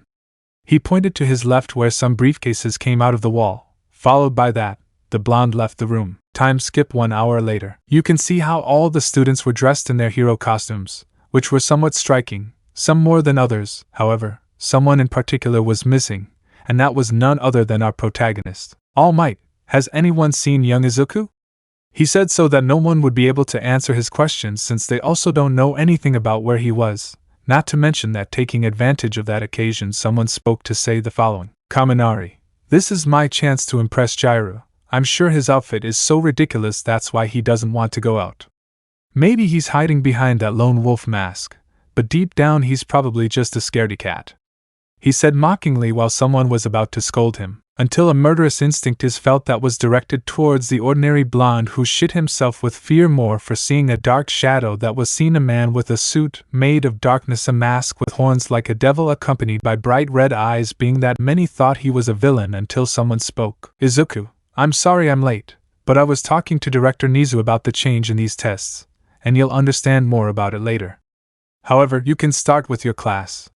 Almight will come soon and give you those details, he said boredly while leaning against a wall. Almight.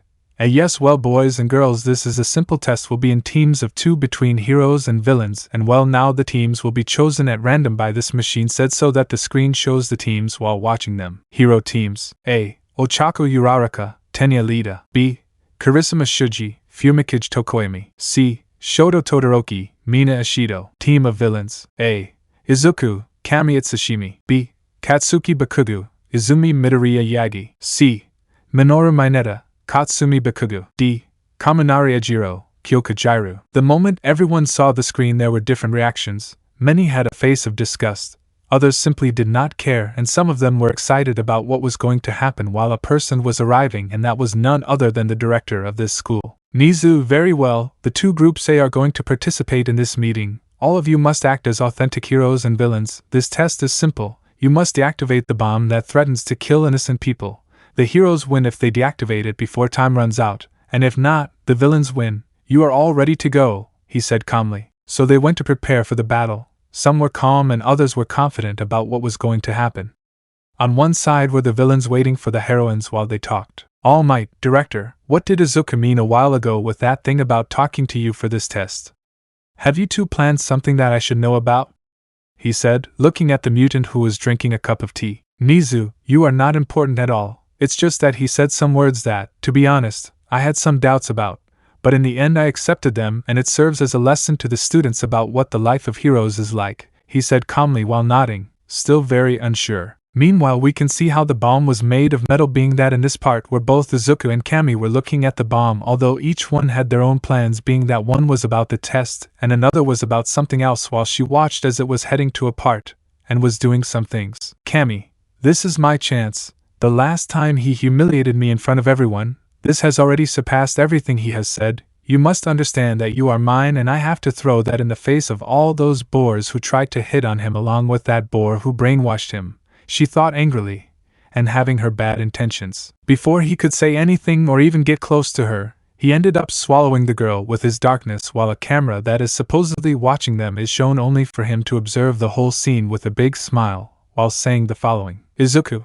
if it were up to me I would kill you right now, and since I blocked the camera here using my darkness, but your insignificant life will help me complete this test, in which I know it will be a very fun activity for me, he said in a malicious tone while disappearing into the shadows. We see in a part where Lida and Ochako were entering while they were talking very animatedly because they had become very good friends, so they took everything calmly while saying the following. Lida, knowing how Izuku is, he's sure to go straight to ambush us, and because he left the bomb with Kami, you look for the bomb and I'll go confront him, he said seriously while activating his quirk and rays come out of his feet ready for anything. Ochako, it's okay. I don't know what Kami's quirk is. I'll be careful. If something happens I'll tell you. We wish you luck and hopefully we win the test. she said to go to another direction, while he did the same without knowing the things that were going to happen in this test. You can see how Lita was running at a great speed and had to stop because she saw the boy who was wearing her suit, while she watched how the boy was arriving while she lay down and leaned against a wall, leaving the boy confused. Izuku, you know, it took you so long that I'm too lazy to do this, so I'm telling you that the bomb on the next floor ahead, you can take it and help your friend who has to face your partner, he said, bored while he sees him. Lita, how can you give up on a test so easily? You're supposed to come here to be a true hero. We don't give up. We who are the future generations of this entire world, we who are the hope of all these people, now yes. But he was interrupted by realizing something. The boy with the dark mask had fallen asleep, which made him really angry, but he didn't do anything. He took it as a good moment to go straight to the bomb that was supposed to be on the next floor.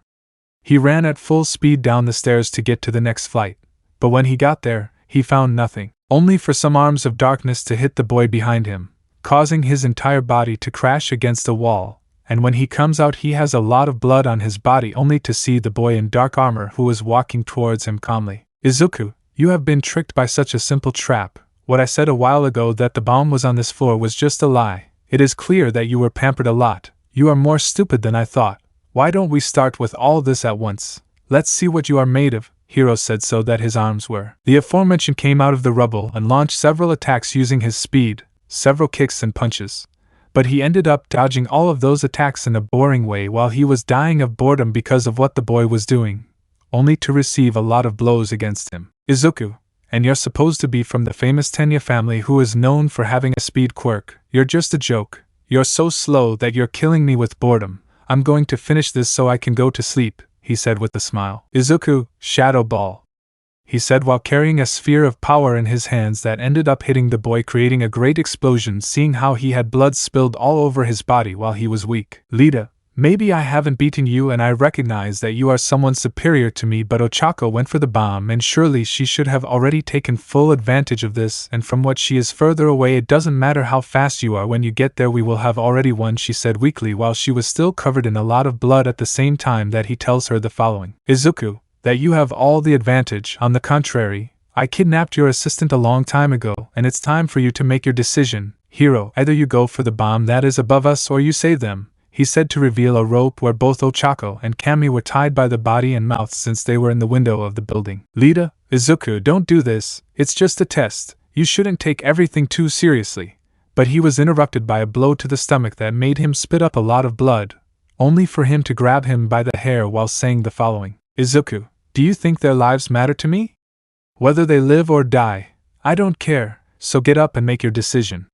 Hero, save the girls or turn off the bomb that will kill all the innocent people I have kidnapped.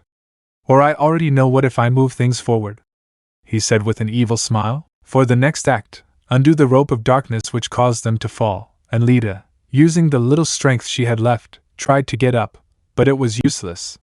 While they were falling, the girls thought it was going to be their end, if it weren't for Almight managing to save them just in time, while he immediately went to try to recriminate him since he was no longer there. So with no other option he had to return with the others, and when he passed by many looked at Izuku in a bad way, which made him not give a damn about everything that was happening to him. Aizawa, Izuku, that's enough of all this. I've put up with your attitude. It's one thing to insult your classmates, but it's a very different thing to put two of your classmates at risk, and that's something I don't tolerate in my classes. So I have no choice but to. But he was interrupted by the director, who knew in advance what he was going to say. Nizu, you're wrong, Aizawa. Even if All Might hadn't saved them, the fall wasn't that many floors, not to mention that if someone falls, the mechanism that makes the floor soft like a pillow is activated, an idea that David Shield put forward a long time ago, and I don't see what the young man did wrong, he said, looking at them. Momo, how come Director Nizu, the way you acted with Lita left him in a serious condition, not to mention that he risked the lives of our colleagues. How is it that someone like you forgives that kind of thing? She said angrily, as did many of those present. Nizu, I remind you, Miss Yayorozu, that it is a test of heroes and villains where I ask them to act as such, and you live those situations all the time without counting that thinking like a villain is good to a certain point because it helps you think and know how to attack, and he used a good strategy. Do you want to tell them what it was?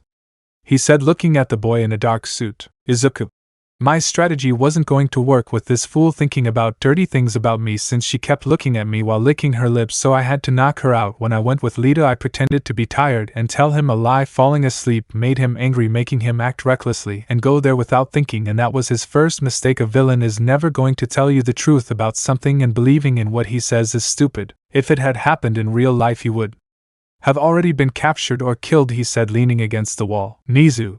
And because of that, young Izuku took full advantage of the situation to launch an attack that even I could see that he held back, and then that decision to save hostages or finish off the target are decisions that every hero has gone through at some point and must act quickly and think, because the enemy doesn't expect anything and doesn't attack anything, and I must say that it was a good idea that he recommended me to do.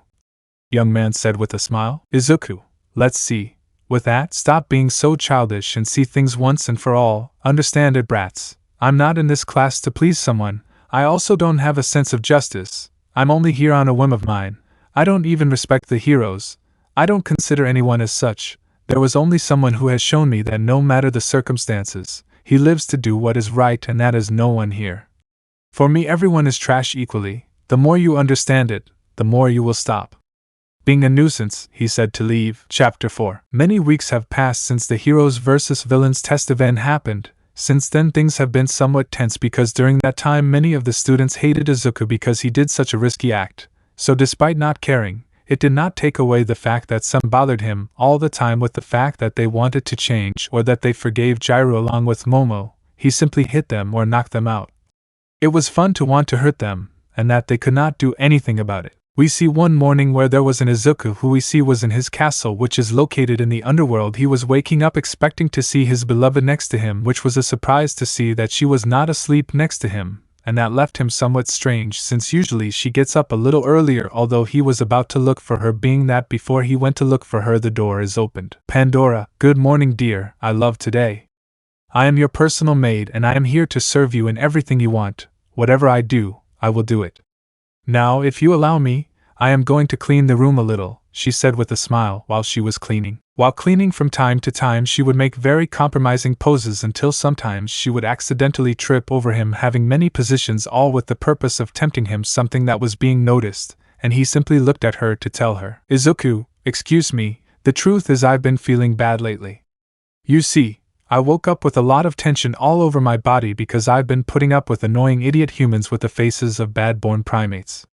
I feel my whole body tense. Could you give me a massage? He said without his shirt on while doing some small stretches, making the woman blush but making her smile. Pandora, if I can see it very clearly, I recommend torturing some idiot humans or some hobbies like painting, so yes, I will give you a good massage, sir. I will start with the most tense part of all, he said, caressing his little friend. Izuku, that massage feels really good, although I can see that you've been working hard anyway.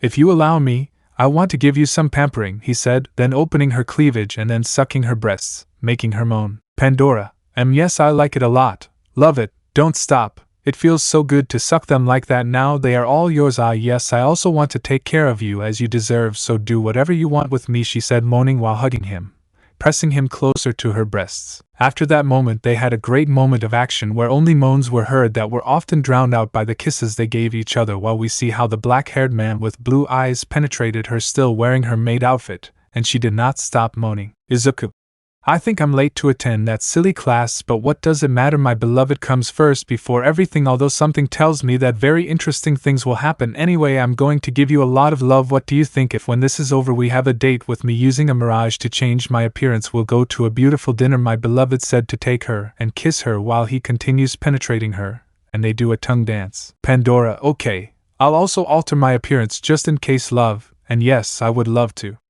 I saw a very nice restaurant in this city, and we can take advantage of it before it is destroyed when it starts its attack, and it helps that we managed to find new specters or some sentient monsters. But now I want you to give me more strength, she said, to move more force, which increased the moans and grunts more. Time skip you 8:10 a.m. You can see in classroom 1A they were exactly in the 5th class of the day where all the students were talking and interacting with each other.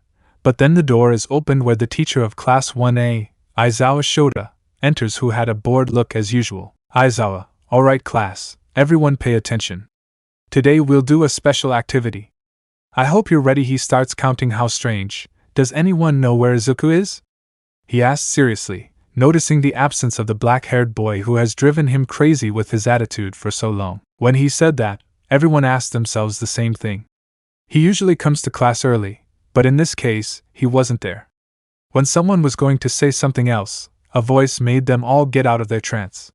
You can see some dark eyes in the shadows, only for him to say, "Izuku, I'm sorry I'm late. I had some pending matters that I should have attended to in the morning. Besides, anything is more important than coming to this stupid class where I only get bored.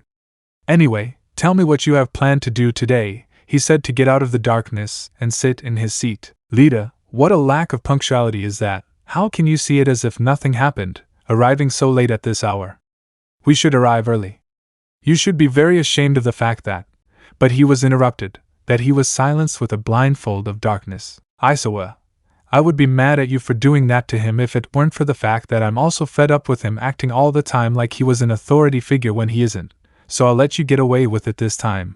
As I was saying, the activity you'll be doing is choosing the class president and vice president," he said, bored. As expected, everyone started saying a lot of things, like saying that they wanted to be, except for Shoto and Izuku, who didn't care, and Lida, who tried to say something and couldn't understand anything, so the mess lasted for a while, where Izuku stayed eating some food and watching the whole scandal, and without realizing it, about 2 hours passed, to be exact. "Aizawa, okay, although I don't care about the fact that you did something, but we wasted a lot of time in you choosing a president, and even without listening to Lida's words, who still has the blindfold on her mouth, how is it that you can't agree?"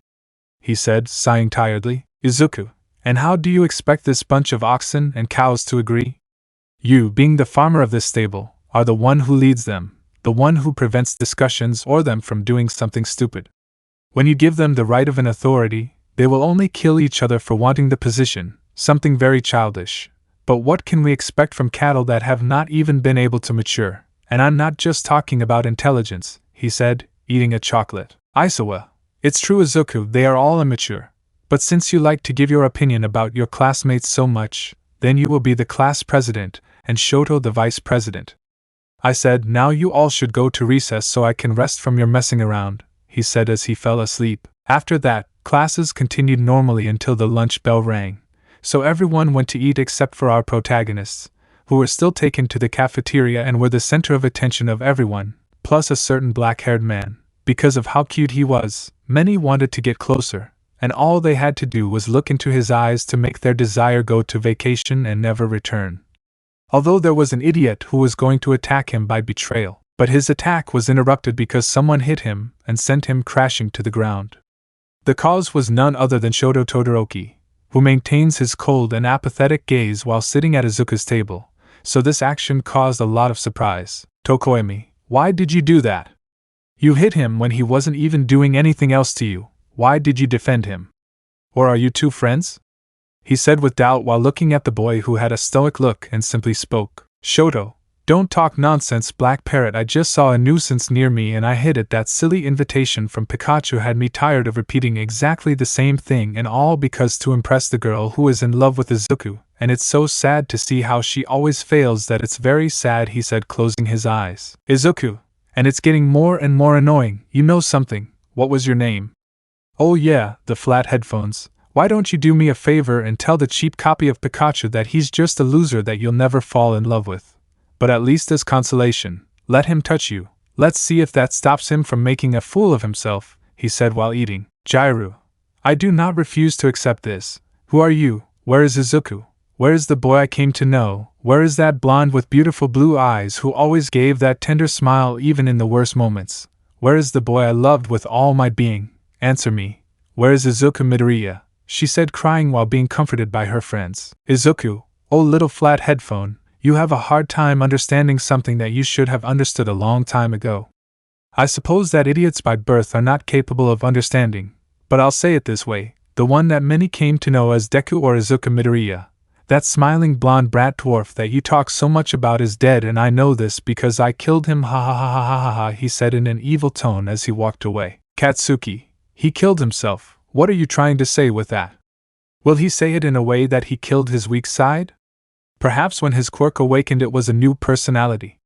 I have heard of people who suffer from split personality disorder, something that happens to people who suffered from it, and waiting for him, that theory would not surprise me much. I must know who you really are, I thought very seriously. Izumi. His voice changed for a few moments when he said that phrase. Is someone taking his body? Maybe a villain who has a quirk steals bodies. Being in a world where even strange quirks exist, one like that could exist. I have to tell my dad and mom about this. But if that is true, then I will take out that villain and I will get you back, brother, I thought seriously. Katsumi, I can't give up. I know you're there and you're scared of wanting to show that side of you to people for fear of getting hurt. But I'm going to do whatever it takes to make you forgive me. Even if it takes a long time, I'm going to achieve it. You're my reason for wanting to be a heroine. I'll be who I should have been for you. I thought, determined. When everything ended during class, they finally had to leave Izuku and Shoto as the new representatives of their class because whether they like it or not, they were orders from the teacher.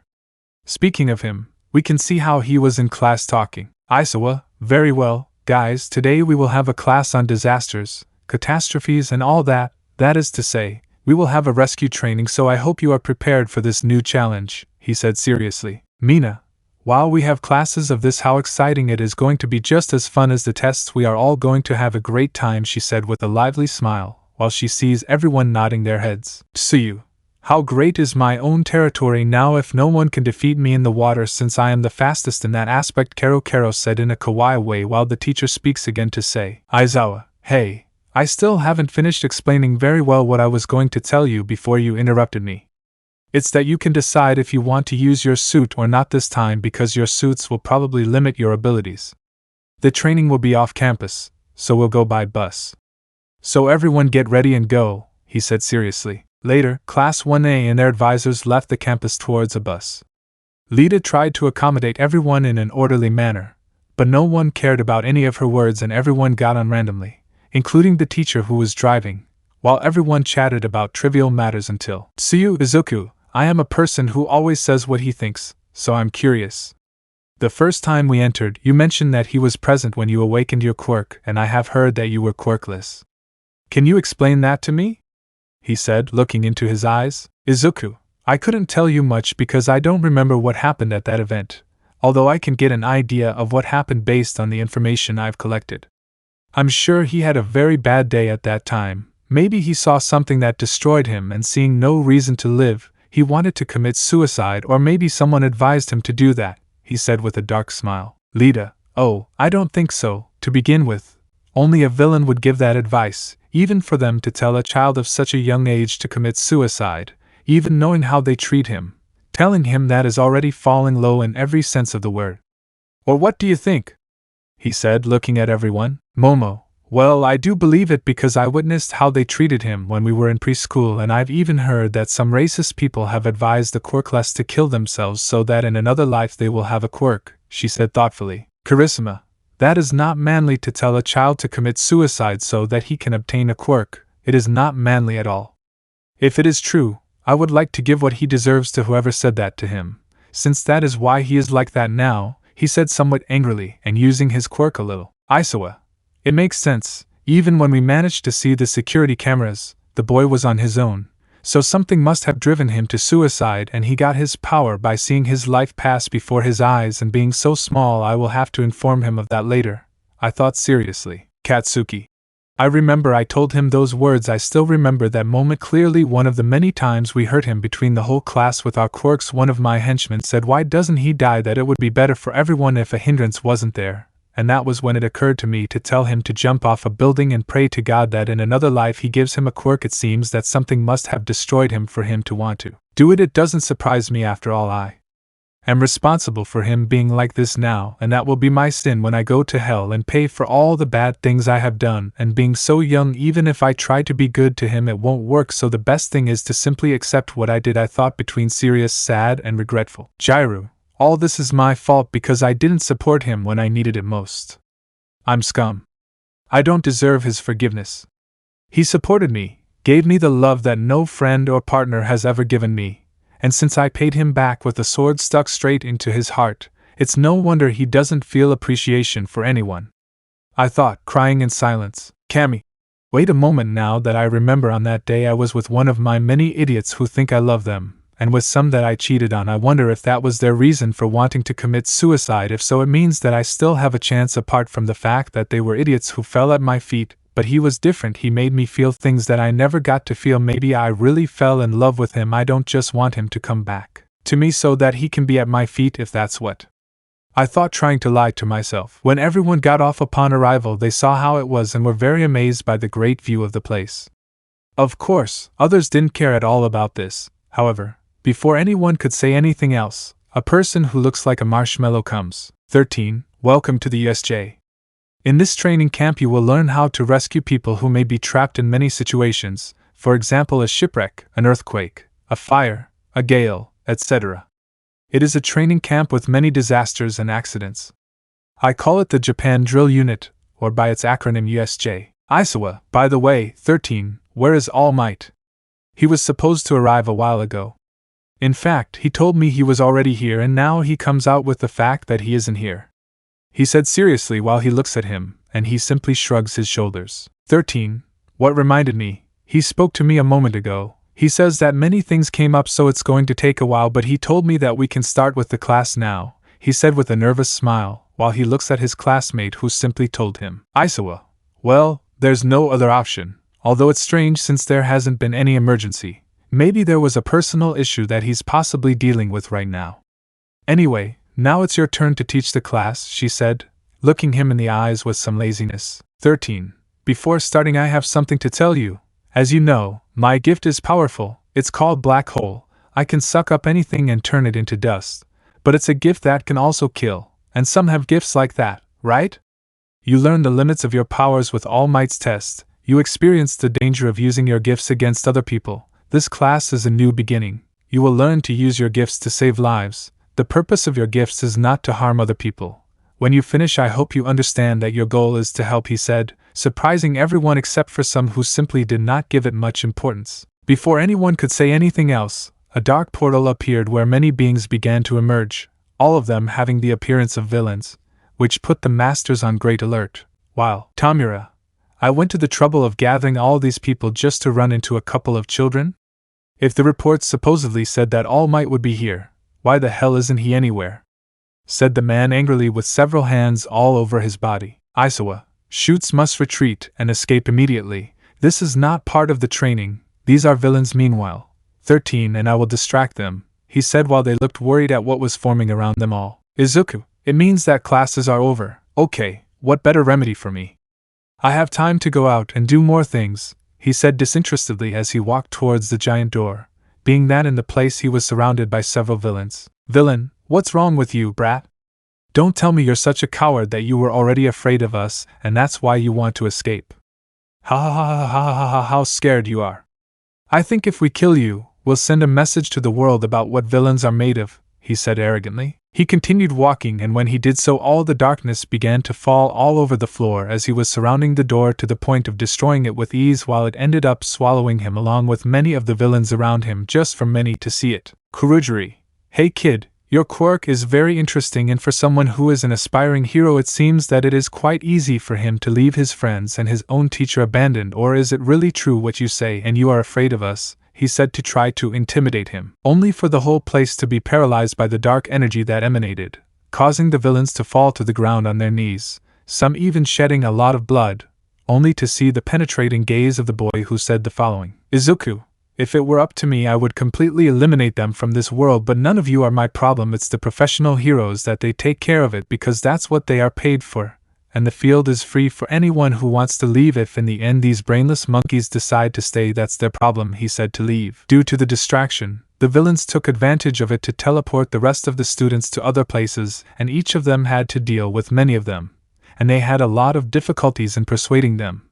Of course there were exceptions. Those exceptions were Shoto, who using his ice was able to easily finish off the villains, and those who were with him he sent them to another place, being that he took the opportunity to leave the place because like his master they were issues that did not matter to him in the least, being that he knows that there were security cameras. He did it at the moment that he put an ice barrier around to make it seem that he was defending himself. On the other hand, we see an Aizawa who was in charge of fighting some villains. When he was about to finish one off he was interrupted by a beast that ended up attacking him and was giving him a lot of blows. Tamura, you were supposed to be created to defeat All Might, But it doesn't hurt to torture a teacher, especially if it's you, Erase Reed, so I don't want you to kill him, I just want you to hurt him a lot, he said with an evil smile. The beast ignored what he said and continued hitting him with all his might, while the man with many hands enjoyed watching this. What he didn't realize was that a butterfly appeared and ended up entering his pants, causing him to stop, while he heard a voice inside the beast. Izuku, devastation, I am Hades, the god of the underworld. In you, I can feel the sadness, the pain, but above all, the hatred of hundreds of people who are forced to make you a weapon. In you, you believe that you are only good for obeying, but I will help them receive justice by killing the people who hurt them so much. You will improve your abilities and you will be completely immune to any quirk and everything in you will improve. The only thing I ask is that you be 100% loyal to me and your greatest wish will come true, he said evilly. Tamura, what's happening? Why aren't you moving, stupid? Remember that you only obey me, my damn shitty weapon. React or I'll disintegrate you with my quirk, he said angrily, noticing how his creation wasn't moving at all. What a surprise it was to see how a dark aura ended up completely covering his body and now acquiring a new appearance, being that it was red with 4 arms, being that he gave a roar while looking at Tamura with much hatred in his being. Devastation, we are not Nomu, we are Devastation, and we will take revenge for everything you did to us. It's time to make you pay for all this. We are no longer your slaves. Damned villain, said several voices, and then at great speed he ended up taking the aforementioned with one of his hands, squeezing it very tightly. He tried to use his quirk, but to the villain's surprise he failed to disintegrate his arm as he was giving him a large number of punches that did not stop. He was torturing him in many possible ways, even biting him and removing some of his limbs. Of course Kurogiri wanted to help him, but in vain. Before creating a portal he gave a last blow that ended up killing Shigaraki Tamura, leaving only his body all bloody, and he was going to launch himself against him, dodging him by the hair using his portals. Kurogiri, Tamura, no, how could this happen? We had victory assured. I will have to inform my master of this, but it will not stay like this. We will see each other again, he said to disappear through a portal, being that the monster got angry of not being able to kill him. So using all his fury he began to attack everyone, whether they were villains or heroes. Even with the arrival of All Might along with Nana and other heroes, they faced the beast, who had no problems in overcoming his strength since he was giving him a great beating, and when he was going to finish them off he stood still when he heard a voice. Izuku, stop. Those scum must still be alive. They must witness the new plan I have planned for this city. Besides, if you keep fighting, more top heroes will come, and with a good strategy they will be able to capture you. Apart from that, you were able to take revenge on that villain with all might. Remember, revenge does not require haste. Return to the location that I am giving you now in your mind and reunite with your specter brothers, he said, speaking in the head of the beast. Devastating. We don't have time to waste with scum like everyone here. But know this, don't get too confident. There will be more like us, and we will all come together to take revenge on both heroes and villains. Everyone will die alike, he said, jumping and leaving. Time skipped 3 days later. After that event they lied to the press that the heroes finished off all the villains to avoid all kinds of suspicions. Since the detective wanted to look for evidence, they had to interrogate the students except for Izuku, who was not there. When they found out what happened, they saw it as a little bad, but in the end they let it go because he excused himself by following his teacher's orders. Tashinori, God, that thing hits really hard. It left me in a bad state. I won't be able to transform for at least a month. If I get better soon, maybe I'll get better, but I'll only last about 10 minutes, he said, bandaged up just like his teacher was. Nana, well, I still have doubts in my head about the words that monster said.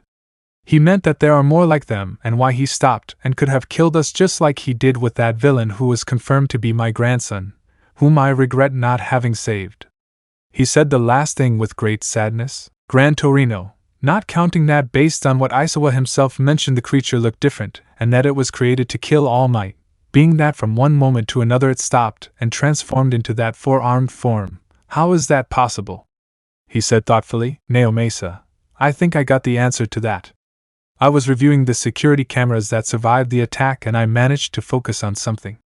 A dark butterfly stuck inside the body of the creature known as Devastation, he said seriously. Inko, and what does a black butterfly have to do with that thing changing shape? He said with doubt while he was with the Bakugo and the Midoriya, since he was taking out some documents, and he tells them the following. Naomasa, I was looking for where I had seen that kind of power before, and I found it years ago in Paris. There was a villain nicknamed Hawk Moth. It is said that he has the power to give powers using butterflies through negative emotions, turning them into villains who only serve him and are not able to think due to his great influence, he said, showing many photos. Mitsuki, yes, I remember. But I understand that this villain died many years ago because he was defeated by the top heroes of Paris, Ladybug and Chanwar. How is it that he is now in Japan, a place completely far from where he lives? She said, confused while looking at him. Naomasa, that's what I'm getting at. I was checking, and his identity was never clearly known, nor was his body found, so he could have easily faked his death, and perhaps he was hiding, recovering his power, and possibly lurking around Musafu, he said seriously. Katsuki, wait a minute, they say that this villain can give powers, and when he does it, it is through negative emotions, so I think I have a theory of something that may make sense, but the truth is it scares me a little to think that it is true, he said, analyzing everything. Gran Torino, calm down, young Katsuki. No one is going to judge you, and if it's an important matter you can share it with all of us. We're not going to tell you anything no matter what it's about, he said, so that everyone would stare at the ashen-haired boy. Katsuki, my theory is that if Hawk Moth was the one who gave that power to Izuku, think about it carefully. For what we know, he had no reason to live, and when he jumped from the building he could not survive, and if he gave him that power in exchange for being loyal to him, and perhaps he is working for him, he said it so that many would open their eyes in surprise. Naomasa, your theory may be very accurate, young man, because in the recordings you can see that when Devastation transformed he was surrounded by a dark aura similar to the one that surrounded him when he supposedly awakened his quirk, although we have not done blood tests, and it explains why his attitude, said seriously. Inko, so my son is being controlled by that villain. What can we do to free him? I've tried to be patient, but I can't stand knowing that I forgot my son for so long, and I want to have him in my arms again, she said, crying. Nana, from what I know, only Ladybug has the power and knowledge to know how to free him completely. But not only him. I'm sure that that bastard is controlling many people who went through bad times, and he only uses them as his puppets, she said angrily. Tashinori, then let's not say more. I'm going to talk to Director Nizu. I'm going to tell him to invite Ladybug and Chanwar along with some guests from Paris to see the sports festival that will soon take place. There, we'll talk to them about it, and we'll be able to get our family back, he said, hugging his wife. Naomasa, one last thing, in case that's the reason, usually when he controls them he hides his butterfly inside an object they have, like the Devastation pants. Try to get close to him, and see if he has something like that, and find a way to break it. If you do, we can confirm if it's true, he said, looking at the boys. Izumi, we will do it. We will see if there is something like that, and I know that my little brother is still there, and we will free you from the clutches of that stupid villain, I promise you, and when that happens I will act like every sister should do. This time there will be no mistakes, she said determinedly. Chapter 5. In the previous chapter, Izuku and his classmates were attacked by the League of Villains, showing the greatest selflessness, completely abandoning both teachers and students of the place without the slightest regret, since they all had a weapon capable of killing Almight, known as Nomu. But it backfired because the dress was revealed. Not only that, it became stronger and ended up killing Shigaraki Tamura. But it didn't stop there. He left All Might and Nana completely hurt, giving them a serious beating.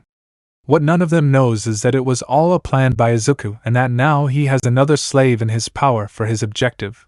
Of course no one knows, however, what was the reaction of the villains in this regard. Well, right now we will see. Or to be more specific, we see a type of bar where we can see the same villain of smoke, being that he was talking about the events that have occurred after a few weeks, being that they were talking and someone spoke. Kurujiri.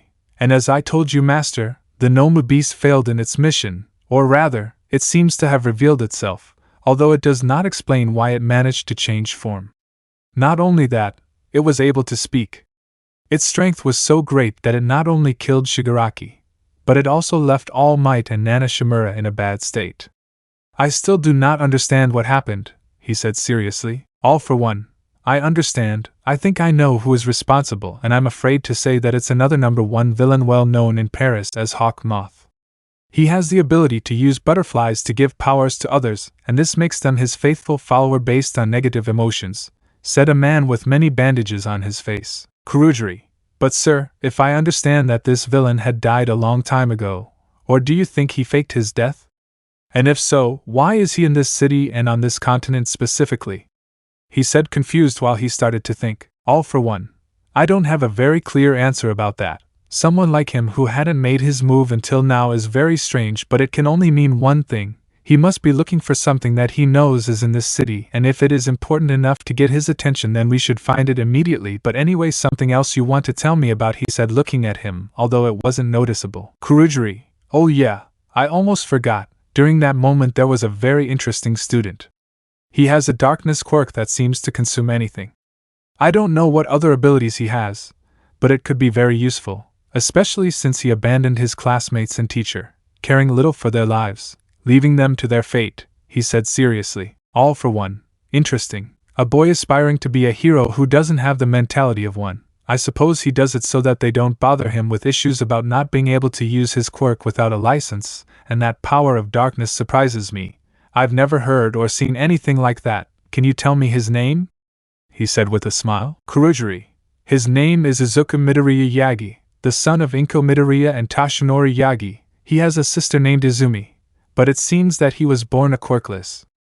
I have many photos of how he was mistreated, physically and mentally abused, many hospital bills, and it is said that so much pain led him to want to commit suicide and he threw himself into the tallest building in Musafu, and that there his quirk awakened and made him change into a somewhat sadistic, cold person who has no interest in absolutely anyone, he said, showing some documents. All for one. Someone like him has enough potential to become my new successor. We have to make him join us, and he can help us as an infiltrator and give us information. The UA will be starting the sports festival. When it ends, I want you to look for him and bring him before me, he said in an evil tone. Elsewhere, we see in an alley how a man with a robot suit is completely bloodied and spits a good amount of blood, and you can notice that he did not have his arms or his legs, and above him was a subject emanating dark blue rays, being that he did not stop stomping on him, while saying, Savitar, I finally finish you off once and for all, ingenium hero, or should I say better cousin. Even if I manage to even survive with the little life you have left, you will never be a hero again. With you, I have already completed a part of my revenge. After you it will be all Tenya, he said, and then kicked him. Aquarius, it seems that you have a lot of fun playing with that hero shit. Even if he doesn't take long to die, you will cause a big stir when people find out, because they see how one of the most respected heroes ended up. But if I were you, I would take him. It is better that he is alive. He suffers more with his entire family, he said, appearing with his armor. Savitar, you're right, I'm going to throw it to a not-so-tall building so that people can see it. By the way, that's what we're offering you here. Aquarius. I highly doubt that you only came here to give me advice on revenge. Right. He said, bored, taking the body like a sack of potatoes. Aquarius. Lord Hades has a task for you, since you have the best speed, being that you exceed the speed of light. If you propose that what he wants is for you to go to Island, he will give you better details when you go with him. It is where he has always been painting. It serves that you know the new specter devastation, said Bored. Savitar. Okay, by the way, I found out that tomorrow you're going to recruit a new specter with good power and potential. Good luck with that. I also hope you can get revenge on that stupid second fiddle the way you've always wanted, he said, disappearing in a blur of speed. After finishing what he was told to do, he decided to retire to his supposed home, because he still had to pretend that he was there and lived there so that his master's plan would be completed perfectly while he returned to his home, where, as always, no one paid attention to him, which of course stopped mattering a long time ago, before he was a ghost. When he was arriving, he saw the things that were, so to speak, important to him. One of those things was a photo of him as a baby being held by a white-haired man, and that was none other than his older brother Todoroki, the only one he considers a member of his family. He decided to keep it only to go down to the living room, although when he did, he ran into someone. Ray, brat, what are these hours of arriving? I want to know where you were. I hope you weren't wasting your time on nonsense, she said angrily, while he didn't even look at her in the eyes. He was simply looking elsewhere. Shoto. And what do you care, old witch? Why don't you go to sleep waiting for that old man to give you affection? Oh, it's true, you don't even matter to him, to the point that he has preferred his job more than yourself. You are so pathetic. How do you seek the affection of a bastard like him? He said seriously, as he left, provoking the anger of the woman. Ray, listen to me very well, brat. I'm not going to let you disrespect me. Learn your place. You're the only one who prevents my love from leaving me for another hitch. So now I'll do what I say, because I'm your mother, and you'll fulfill each and every one of your father's ambitions, she said, to launch herself against him and tried to strike. The moment he did it, he stopped it with his hand, and not only that, his entire body began to be covered in ice to the point that she ended up frozen all over except her head, so he ended up leaving her while he squeezed her cheeks and looked into her eyes. Shoto, did you really think I wasn't going to defend myself from you? I could always do it. There was only one reason, and that is that deep down I thought that I would ever obtain the love of when I was younger, but now I realize that love was always false. Now that you have something clear, if you try to do that again, I will kill you. And don't try to excuse yourself from endeavor avenging you. If I do it to this point, you should know that for him, you are just a tool. When you are no longer useful, he will discard you. So think things over better, he said coldly, so that he ended up going to the kitchen where he grabbed some food that he prepared, added to the fact that he took some cutlery that he was going to use for other future plans, added to the fact that he went directly to the room that was supposed to be Endeavor's. When he entered, he was looking for something, and when he found it, he saw a kind of card. Shoto, I found it. It's your spare electronic card. With it, anyone who gets hold of it will have full access to the UA along with its agency. And even at night, if someone comes in with this, it will make it seem like the one who came in was Endeavor, turning off all the security cameras. With this, stealing information will be a piece of cake, and if they discover us, they will end up blaming that idiot. So I will leave a fake copy so that no one suspects, he said, and then left a piece of wood that looked the same in the same place. When he finished saying that, he left the room and later went downstairs to see his two supposed brothers who were defrosting their mother, who became unconscious from so much cold. While he did not even look at them, he walked while opening the door and saying the following. Shoto, it's useless to try something even if they are able to remove the layer of ice. It went directly to her blood, so it's best to take her to the hospital and say it was because of a quirk out of control since the hitch ended up freezing herself. Anyway, I'm leaving, I have better things to do, he said to leave. The next day, room 1A. You can see all the students in the class, each of them sitting in their respective seats except for someone, and that was none other than Lida himself, who was standing at the front of the entire class while he kept saying a lot of nonsense, and was also shouting, Lida, okay, it's time for the first class, everyone take your seats. He said, making several strange robot poses while everyone looked at him with a big drop of anime-style sweat while someone decides to speak to say the following. Izuku, defective robot, in case you haven't noticed, the only one standing around making a scene is you, and you were supposed to want to be the class president when you are a fourth-rate blind person who only looks for a way to give orders when he doesn't even have the authority. I think it would have been best if you were a politician, he said, so that many would laugh. Just at that moment, the classroom door suddenly opens, revealing Professor Aizawa as usual, only with an arm in a cast. When he entered, all the students except for a few looked at him with great surprise, only for someone to say, Kaminari, Sensei, why do you have all those bandages on your face, or are you using them to correct us better? I mean, I think that's a bit exaggerated, he said, looking at him from head to toe just so many people would see him with a face that makes him serious about what he says. Izuku, that's not what's happening. What you see before you is his true form. He finally wanted to see that he is in fact one of the Buddhist mummies that escaped from the Museum of Antiquities, and that now they have caught him, and he comes to say goodbye, he said sarcastically. Mina, seriously, wow, I had heard of those mummies before, but I never thought I would see a live one in front of me, except for one that gives us classes. Now I understand why he spends all his time sleeping. I wonder if they have found his sarcophagus or if he plans to fall asleep in his tomb, she said thoughtful. Aizawa, first of all, I'm not a Buddhist mummy, and for saying that, both Mina and Kaminari will have Tio clean the UA bathrooms for 2 whole weeks. Both of them. Understood, said this one very angry, causing them to lower their heads with some fear and nodding to what the master said. Charisma. But Sensei was the one who told him that way. It was Izuku, because he only punished them. It is not manly to do that kind of injustice, said the redhead angrily while he was about to answer him since someone else beat him. Shoto, it's not unfair because he told the lie. But who were the idiots who believed him? And not only that, but they said more things. Who is to blame for them being a bunch of stupid people who are not able to differentiate sarcasm when they hear it? He said, bored. Momo, leaving all that aside, Sensei, how are you after the attack of the League of Villains? From what I see, you suffered more damage, so don't you think it's better for you to rest? She said, worried about her teacher. Aizawa, don't waste your energy worrying about me. After all, your battle isn't over yet, and that's because the UA Sports Festival is just around the corner, he said, so that everyone would be surprised to hear his words. Kami, With all due respect, Aizawa-sensei, but don't you think it's a bad idea to hold the sports festival given that we were recently attacked by villains? Don't you think they will take advantage of the opportunity to infiltrate the facilities or kidnap a student? She said, somewhat unsure. Aizawa, you don't have to worry about that because I heard that the police presence is going to be 5 times greater than normal.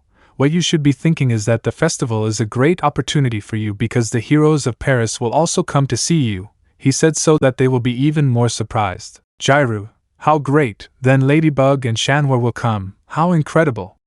She shouted, quite excited since they were her favorite heroes due to the many works that she saw on TV when she was a child, and many were also excited by that. Aizawa, don't shout so loud, Jiru, my head hurts a lot.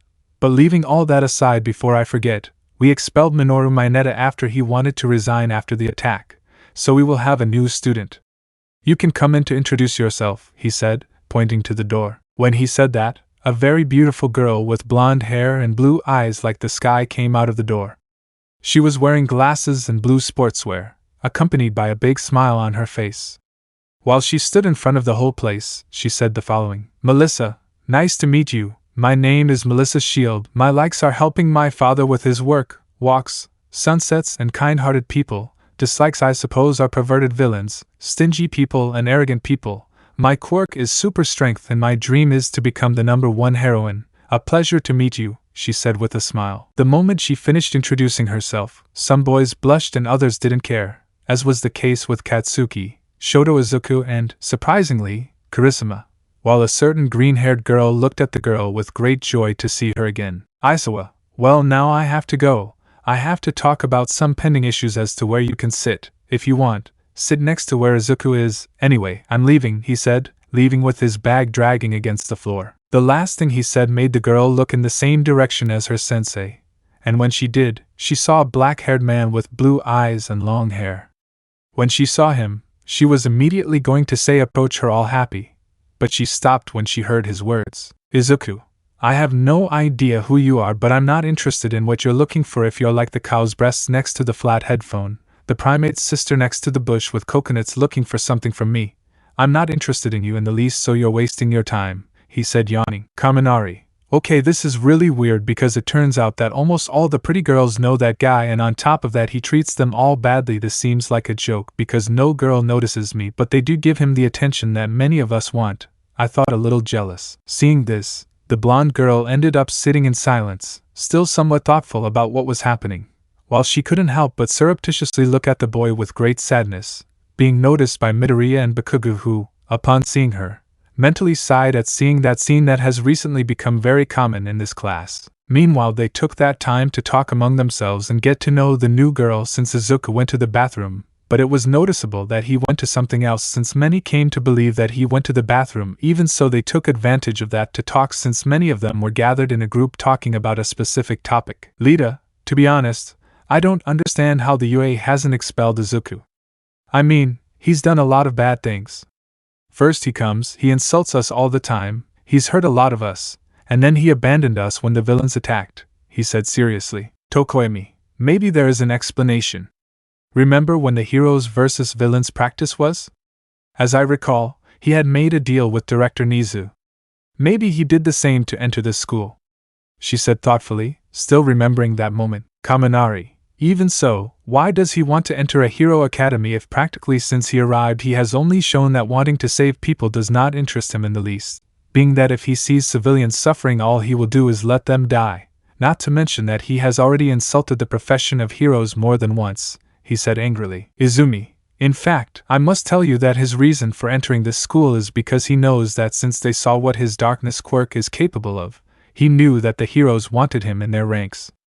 According to his words, since it was going to be a nuisance to have them messing around all the time, he accepted, of course, with his conditions. He said so that everyone saw her somewhat surprised. Jiru, Izuku is intelligent above all. Since he was a child he always was. It is natural that he knew in advance what it meant to have a powerful quirk. If he did not attend any hero school they would take him as a villain, but whatever the reason is, I want to have at least a friendship again, he said the last thing in a whisper that everyone heard. Mina, hey Jiru, it's not that I want to be rude to you, but don't you think it's better for you to give up like you, Momo, Izumi, Katsumi, and Kami? I mean, He has rejected them more times than I can count, and if you keep insisting, you won't get anything because he doesn't feel anything for anyone, she said, looking at them. Ochako, I'm afraid to agree, but it's the harsh truth. The short time we've been talking to him only shows that he doesn't appreciate any of you. But you, Kami, used you to win the heroes versus villains competition, added to the fact that he didn't care at all if you came out unharmed or in the worst case, dead, he said, looking at each of them. Katsumi. Shut up, none of you know what you're saying because you don't know him well, but before he wasn't like that. Since he was little he was the kindest person, tender and handsome. He was pure like an angel, so much to not even being able to kill a fly. He always supported people, his family, his friends, to stupid people like me who didn't realize, and no matter how many times we hurt him he just smiled and forgave us. He didn't even accuse us to the authorities of bullying or even go so far as to say that he would always support us and love us no matter how miserable we were. He was too good, he was unique, he was special, he was my only love, but I lost him because I was stupid. I'm an arrogant fool, she said with a broken voice, holding back the tears that ran down her eyes while her brother hugged her to calm her down. Momo. I witnessed them, no matter how cold and distant, to the point of being rude, telling him that his dream was silly, making fun of him, insulting him, all those things. He always gave me that smile and was with me by my side. He accompanied me in my worst moments, and how was it that I paid him back in the worst way possible, she said, crying. Tsuyu, hey, changing the subject a bit, Melissa, right? You know, I'm a person who always says what I think. I have a question. When you looked at Izuku, it seemed like you knew him better because of those words he just said to you. Can you tell us how it is that you know him? He said, looking at the blonde who sighed. Melissa. Well, I've known him since childhood, because many times when we went to Island as children, I always got to play with him. Many times he was my best friend. I still remember the last time we saw each other, and how much fun we had together, he said in a somewhat sad tone. Flash back 11 years ago. We see how they were in a park where we can see some children who were playing very happily while they played tag, being that they spent all the time having fun while they were lying on the grass and looked at the clouds while they were talking to each other. Melissa, 4 years old, what a nice day we had, although I think we got a little away from our parents, but it doesn't matter. We still know that they are in the park, and although I usually spend time with Izumi, the truth is that I like being with you more, Izuku-kun said with a smile while looking at him. Izuku, 4 years old, me too, Melissa-chan, you are a great friend. Although I have Kachan and Katsumi-chan, I can say that I really like being with you, and you know I can't wait to go back home. Our parents said that we are going to see what our quirk is. Hopefully I get a good one to be like my favorite hero, Almight said with a happy smile. Melissa, 4 years old, yes, I've also wanted to know. My father says that maybe in a few weeks he will do a test on me, but regardless of whether we have a quirk or not, we have to promise that we will always be best friends, no matter the circumstances.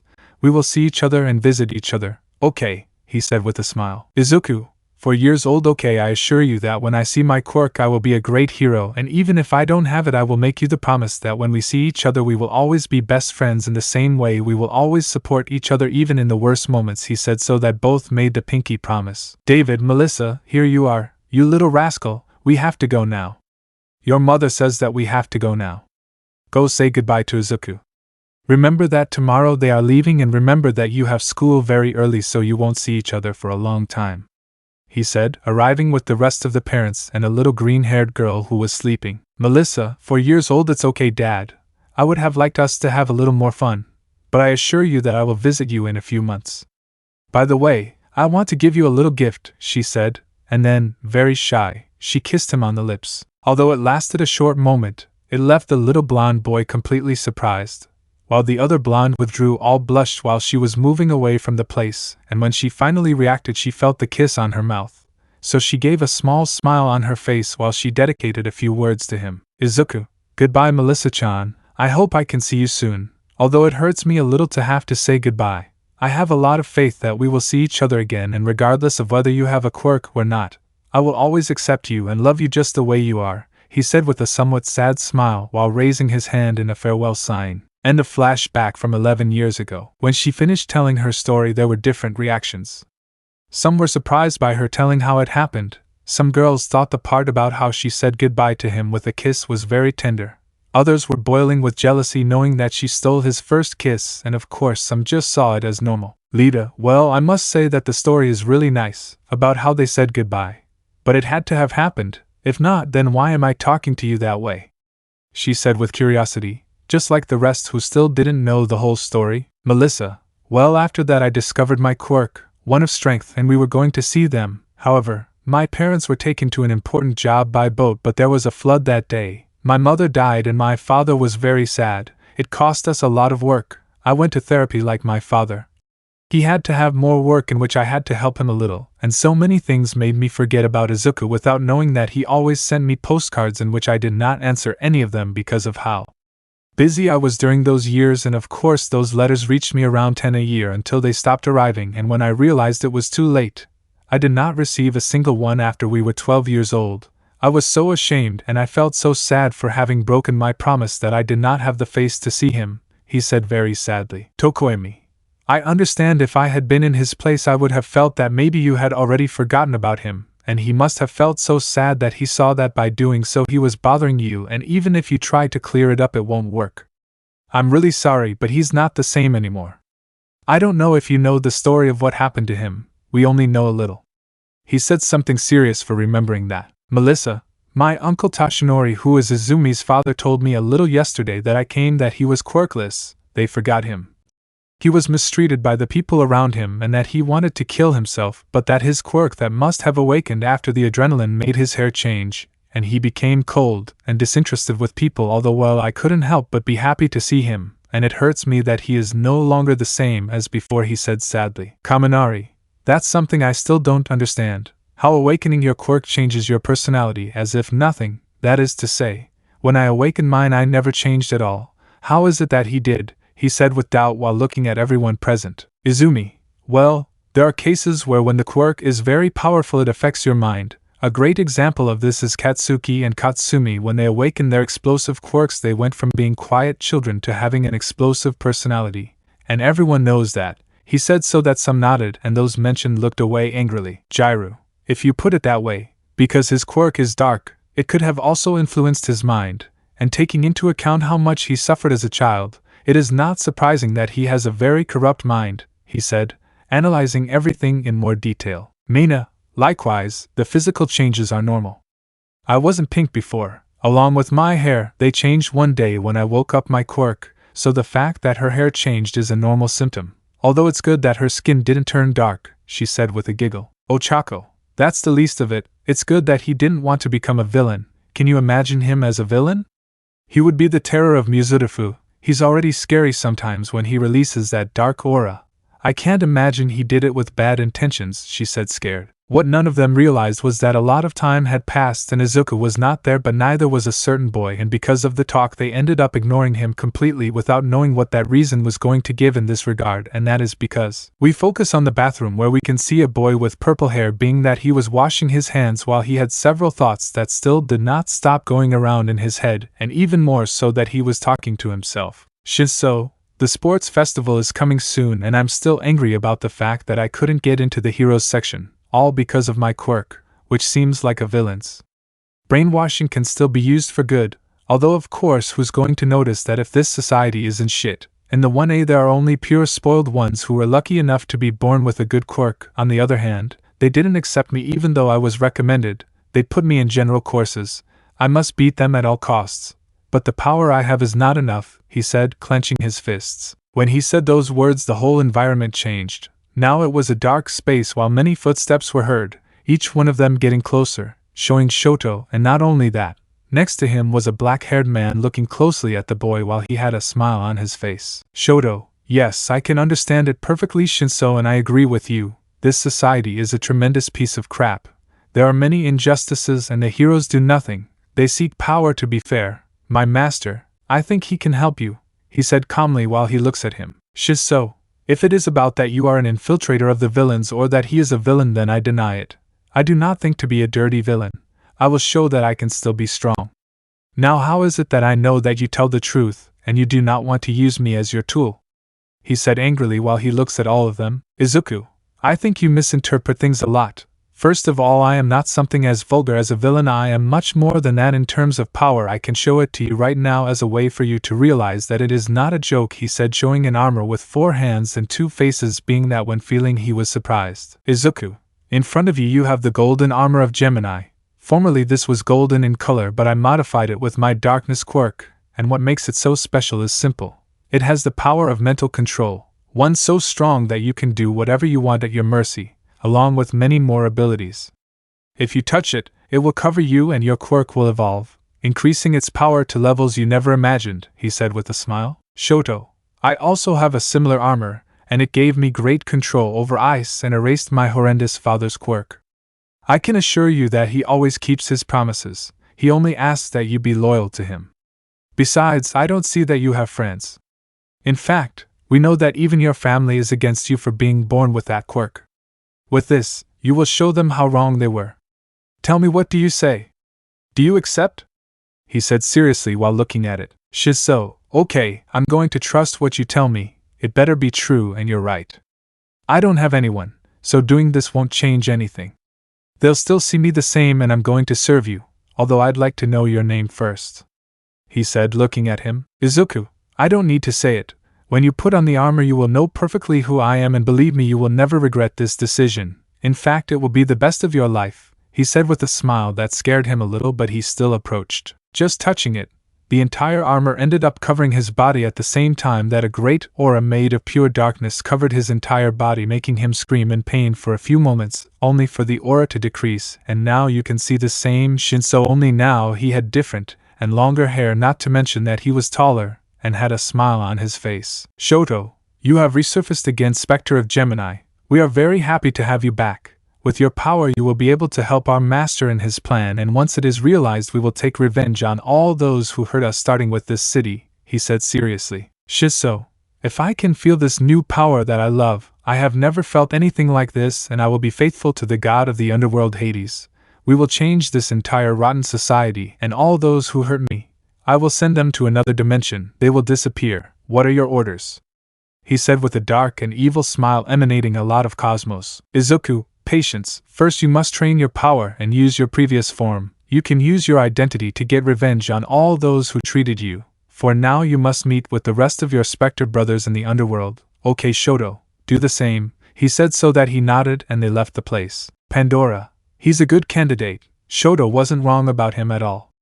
Now we're getting closer together more and more, and when everything plunges into a limbo of pure darkness, the world will know who its master is, he said, kissing her on the lips. Izuku, that's right, my love, but don't forget that they will still know that you are their queen and you will be their ruler, and when that happens and we have everyone at our feet, we will live happily and make a beautiful family together, he said, gently kissing her neck. Pandora, we better go to our homes, since from what I notice you won't have classes due to the notice, and that of meeting another brat who came and served that she prepared many delicious things for you, she said with a smile, while he nods his head. Izuku, for you, my beautiful Pandora, I would do the impossible to pamper you in all the aspects you desire. Let's go and enjoy this, he said, to carry her bridal style while kissing her and opening a portal where they still kissed and some caressed each other. Chapter 6. As we all remember, the sports festival was approaching, so everyone was preparing for the big event where they were surely going to see many interesting things.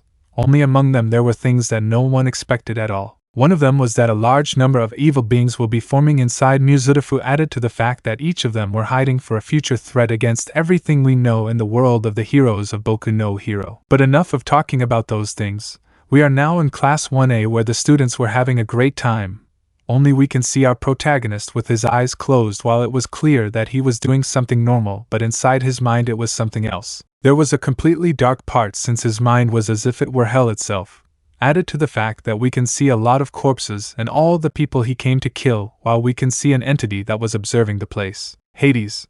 A beautiful view of my own mind. I really like doing it. This seems to be the future of humanity that will fall into my hands after I finish them and start my plan after I take out all the material that serves as a slave from this city, he said seriously. Deku, you shouldn't talk like that, Hades. Humans are not weapons, believe me. We are good people just like you were in the past. You must stop what you are doing. It's not right, said a blonde with blue eyes appearing while saying the following. Hades.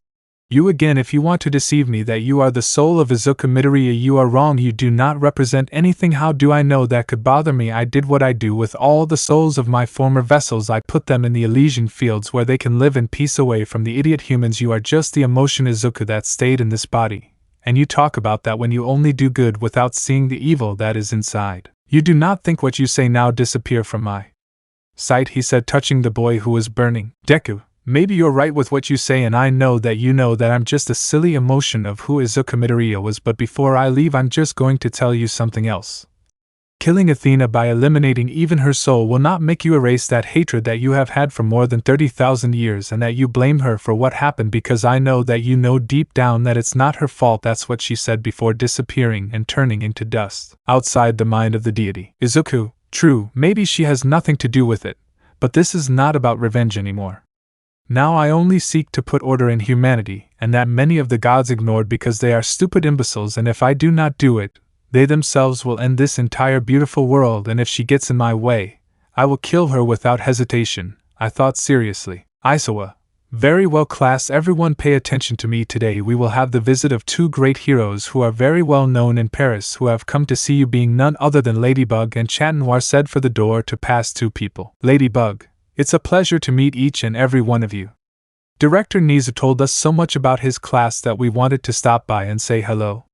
Besides, you're all going to have a combat test with us, she said, smiling. Chat Noir, meow. So class 1A, prepare your hero costumes that we will see each other at the training camp where each one will have a different test, and we will do it, each one of us said with a smile, while seeing it. His words caused everyone except two people to get extremely excited while they went directly to put on their hero suits.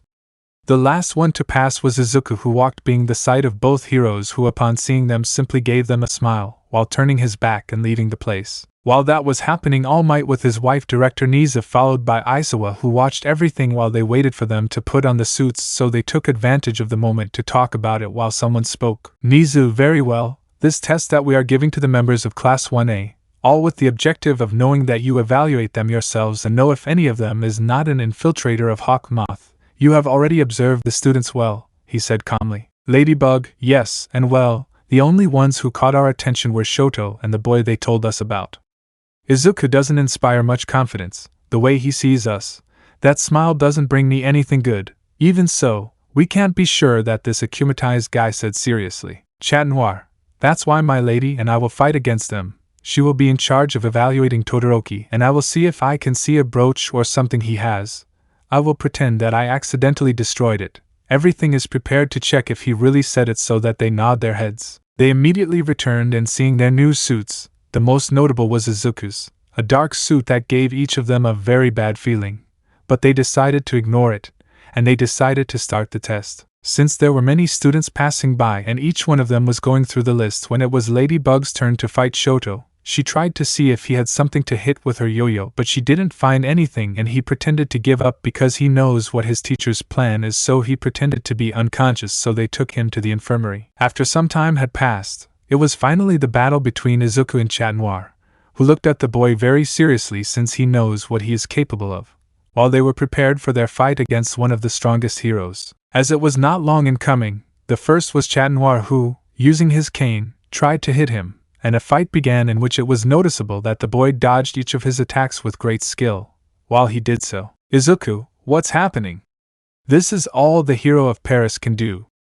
Don't be afraid to use your power of destruction on me, because even though you have the power to destroy everything you touch, that limits you.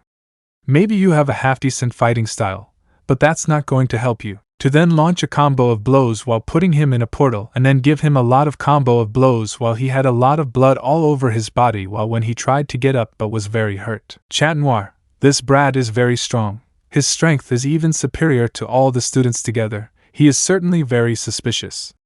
I have to find out if I see something. Maybe the Akuma is in that star-shaped necklace he has. I must destroy it, he thought as he got up. Although when he got up he saw that he was in deep darkness, and he did not understand what was happening. He walked to try to see what was happening. He even tried to use his power, but to his surprise it did not work, something that left him surprised. Izuku, don't even bother using your power, since right now you and I are in my mind.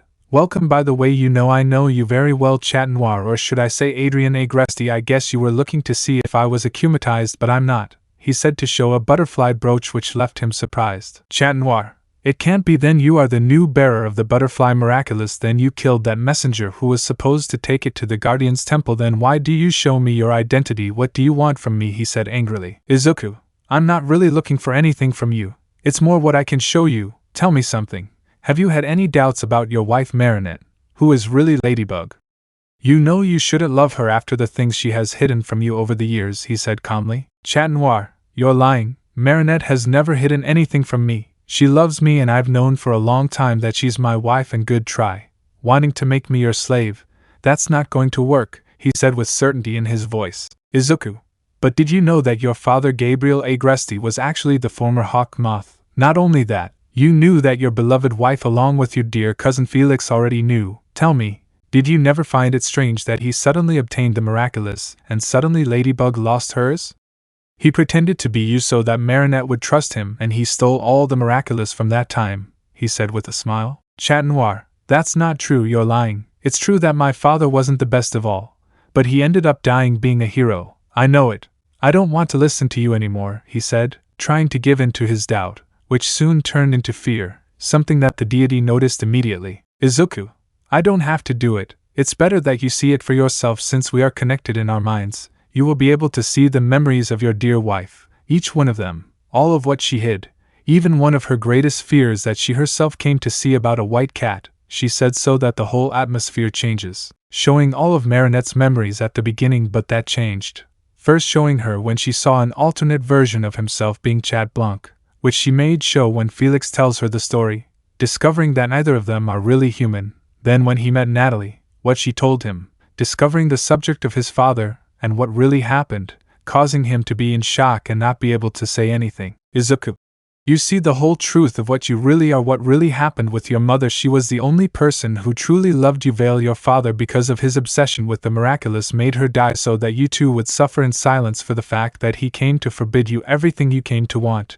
And if you see it this way, you don't matter to your cousin either, since he has used you all this time, and you allow it. And Marinette, how many times did she not despise you for being Chat Noir in the past? Every insult, every time she rejected you horribly, and you still loved her. But you know, even before she had cheated on you, and guess who she did it with? She said so that the whole place changes. Marinette, yes, you kiss very well, Felix, much better than that idiot Adrien.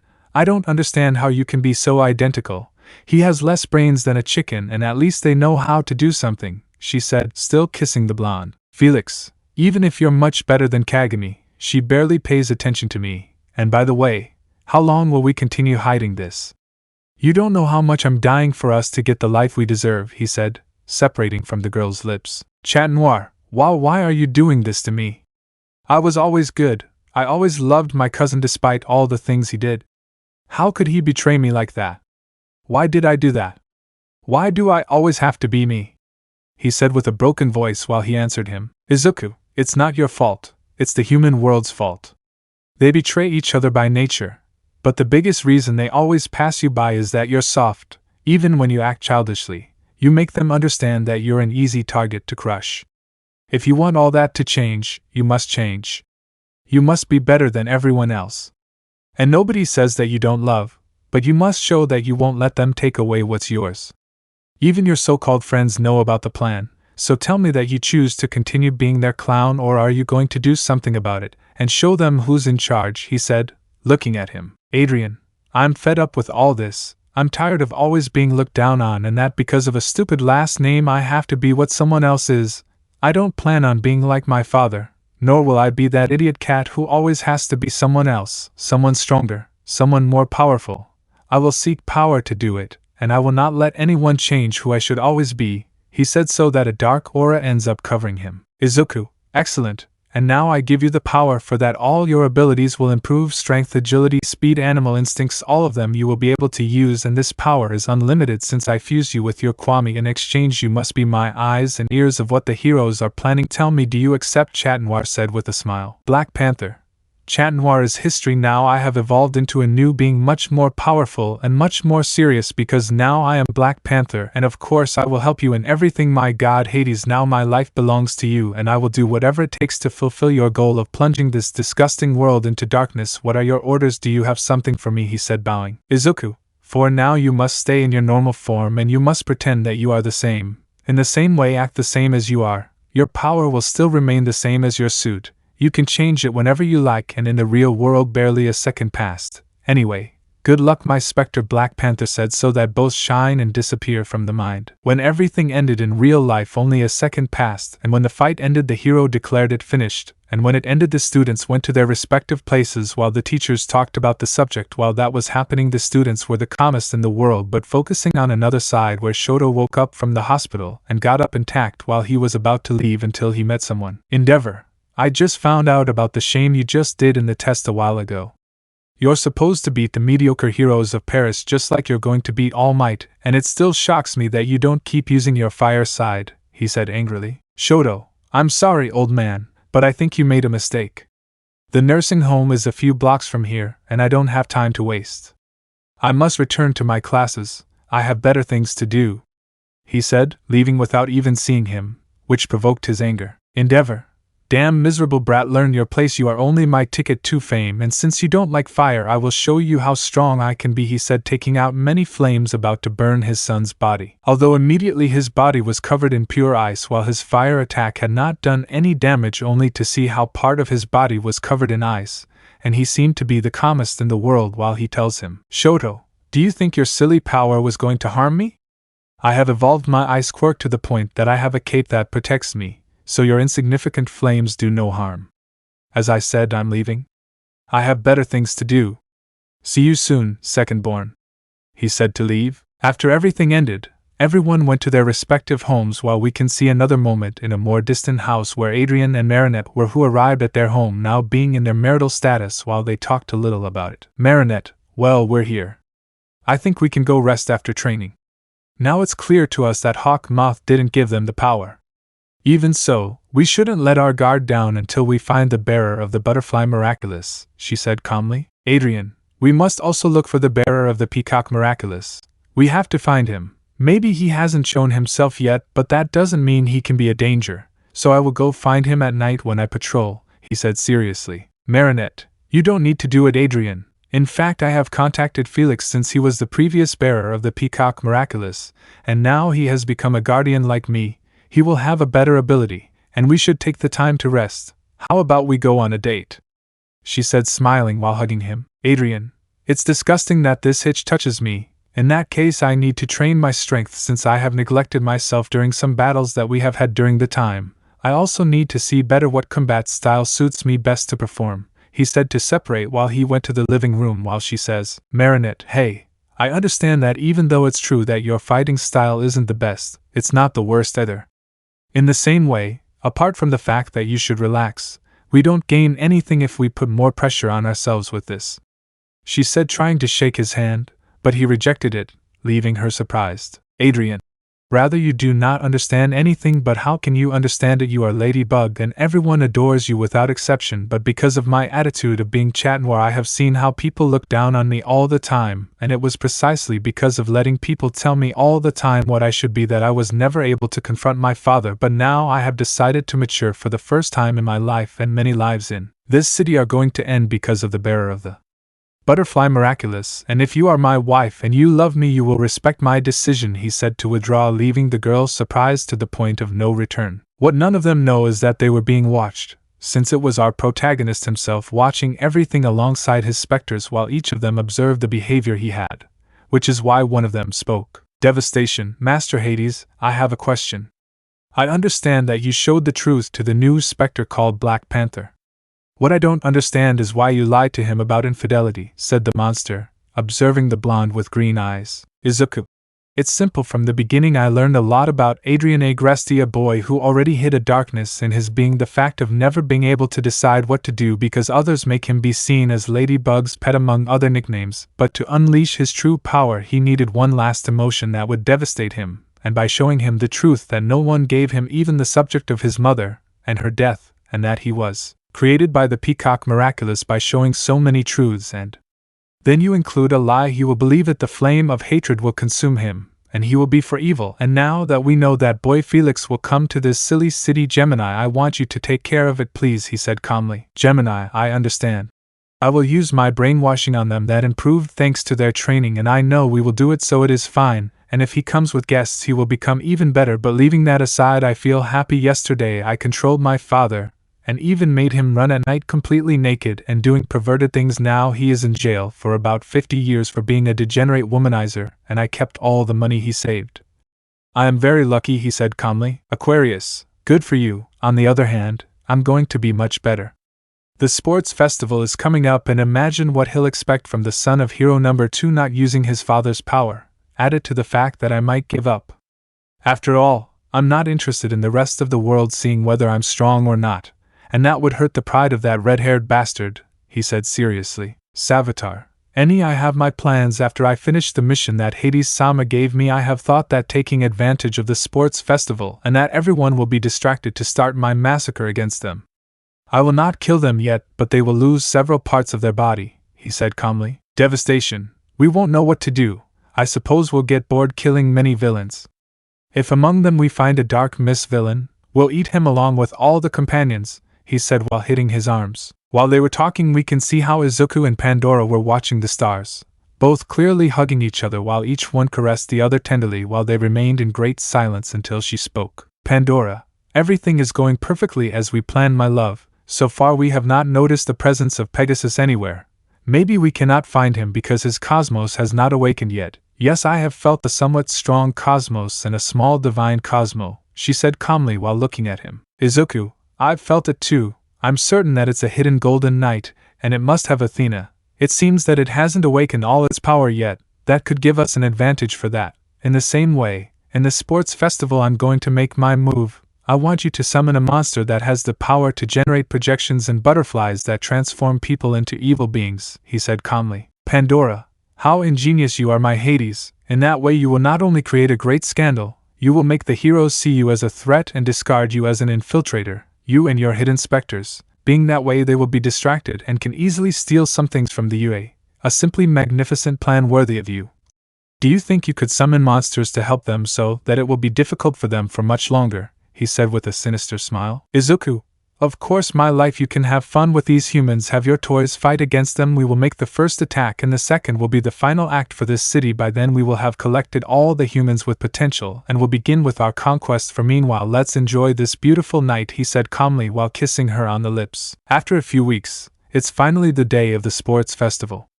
Everyone in the class was divided by grade, but the one that caught the most attention of all the spectators was Class 1A. Since they had fought, in quotes, against the villains, and several heroes had them in their sights, but more so against our favorite swords. They were all dressed in their sports outfits. PM, this is the UA Sports Festival. The only time each year that our rookie heroes compete in a grand battle. First, you know who I'm talking about.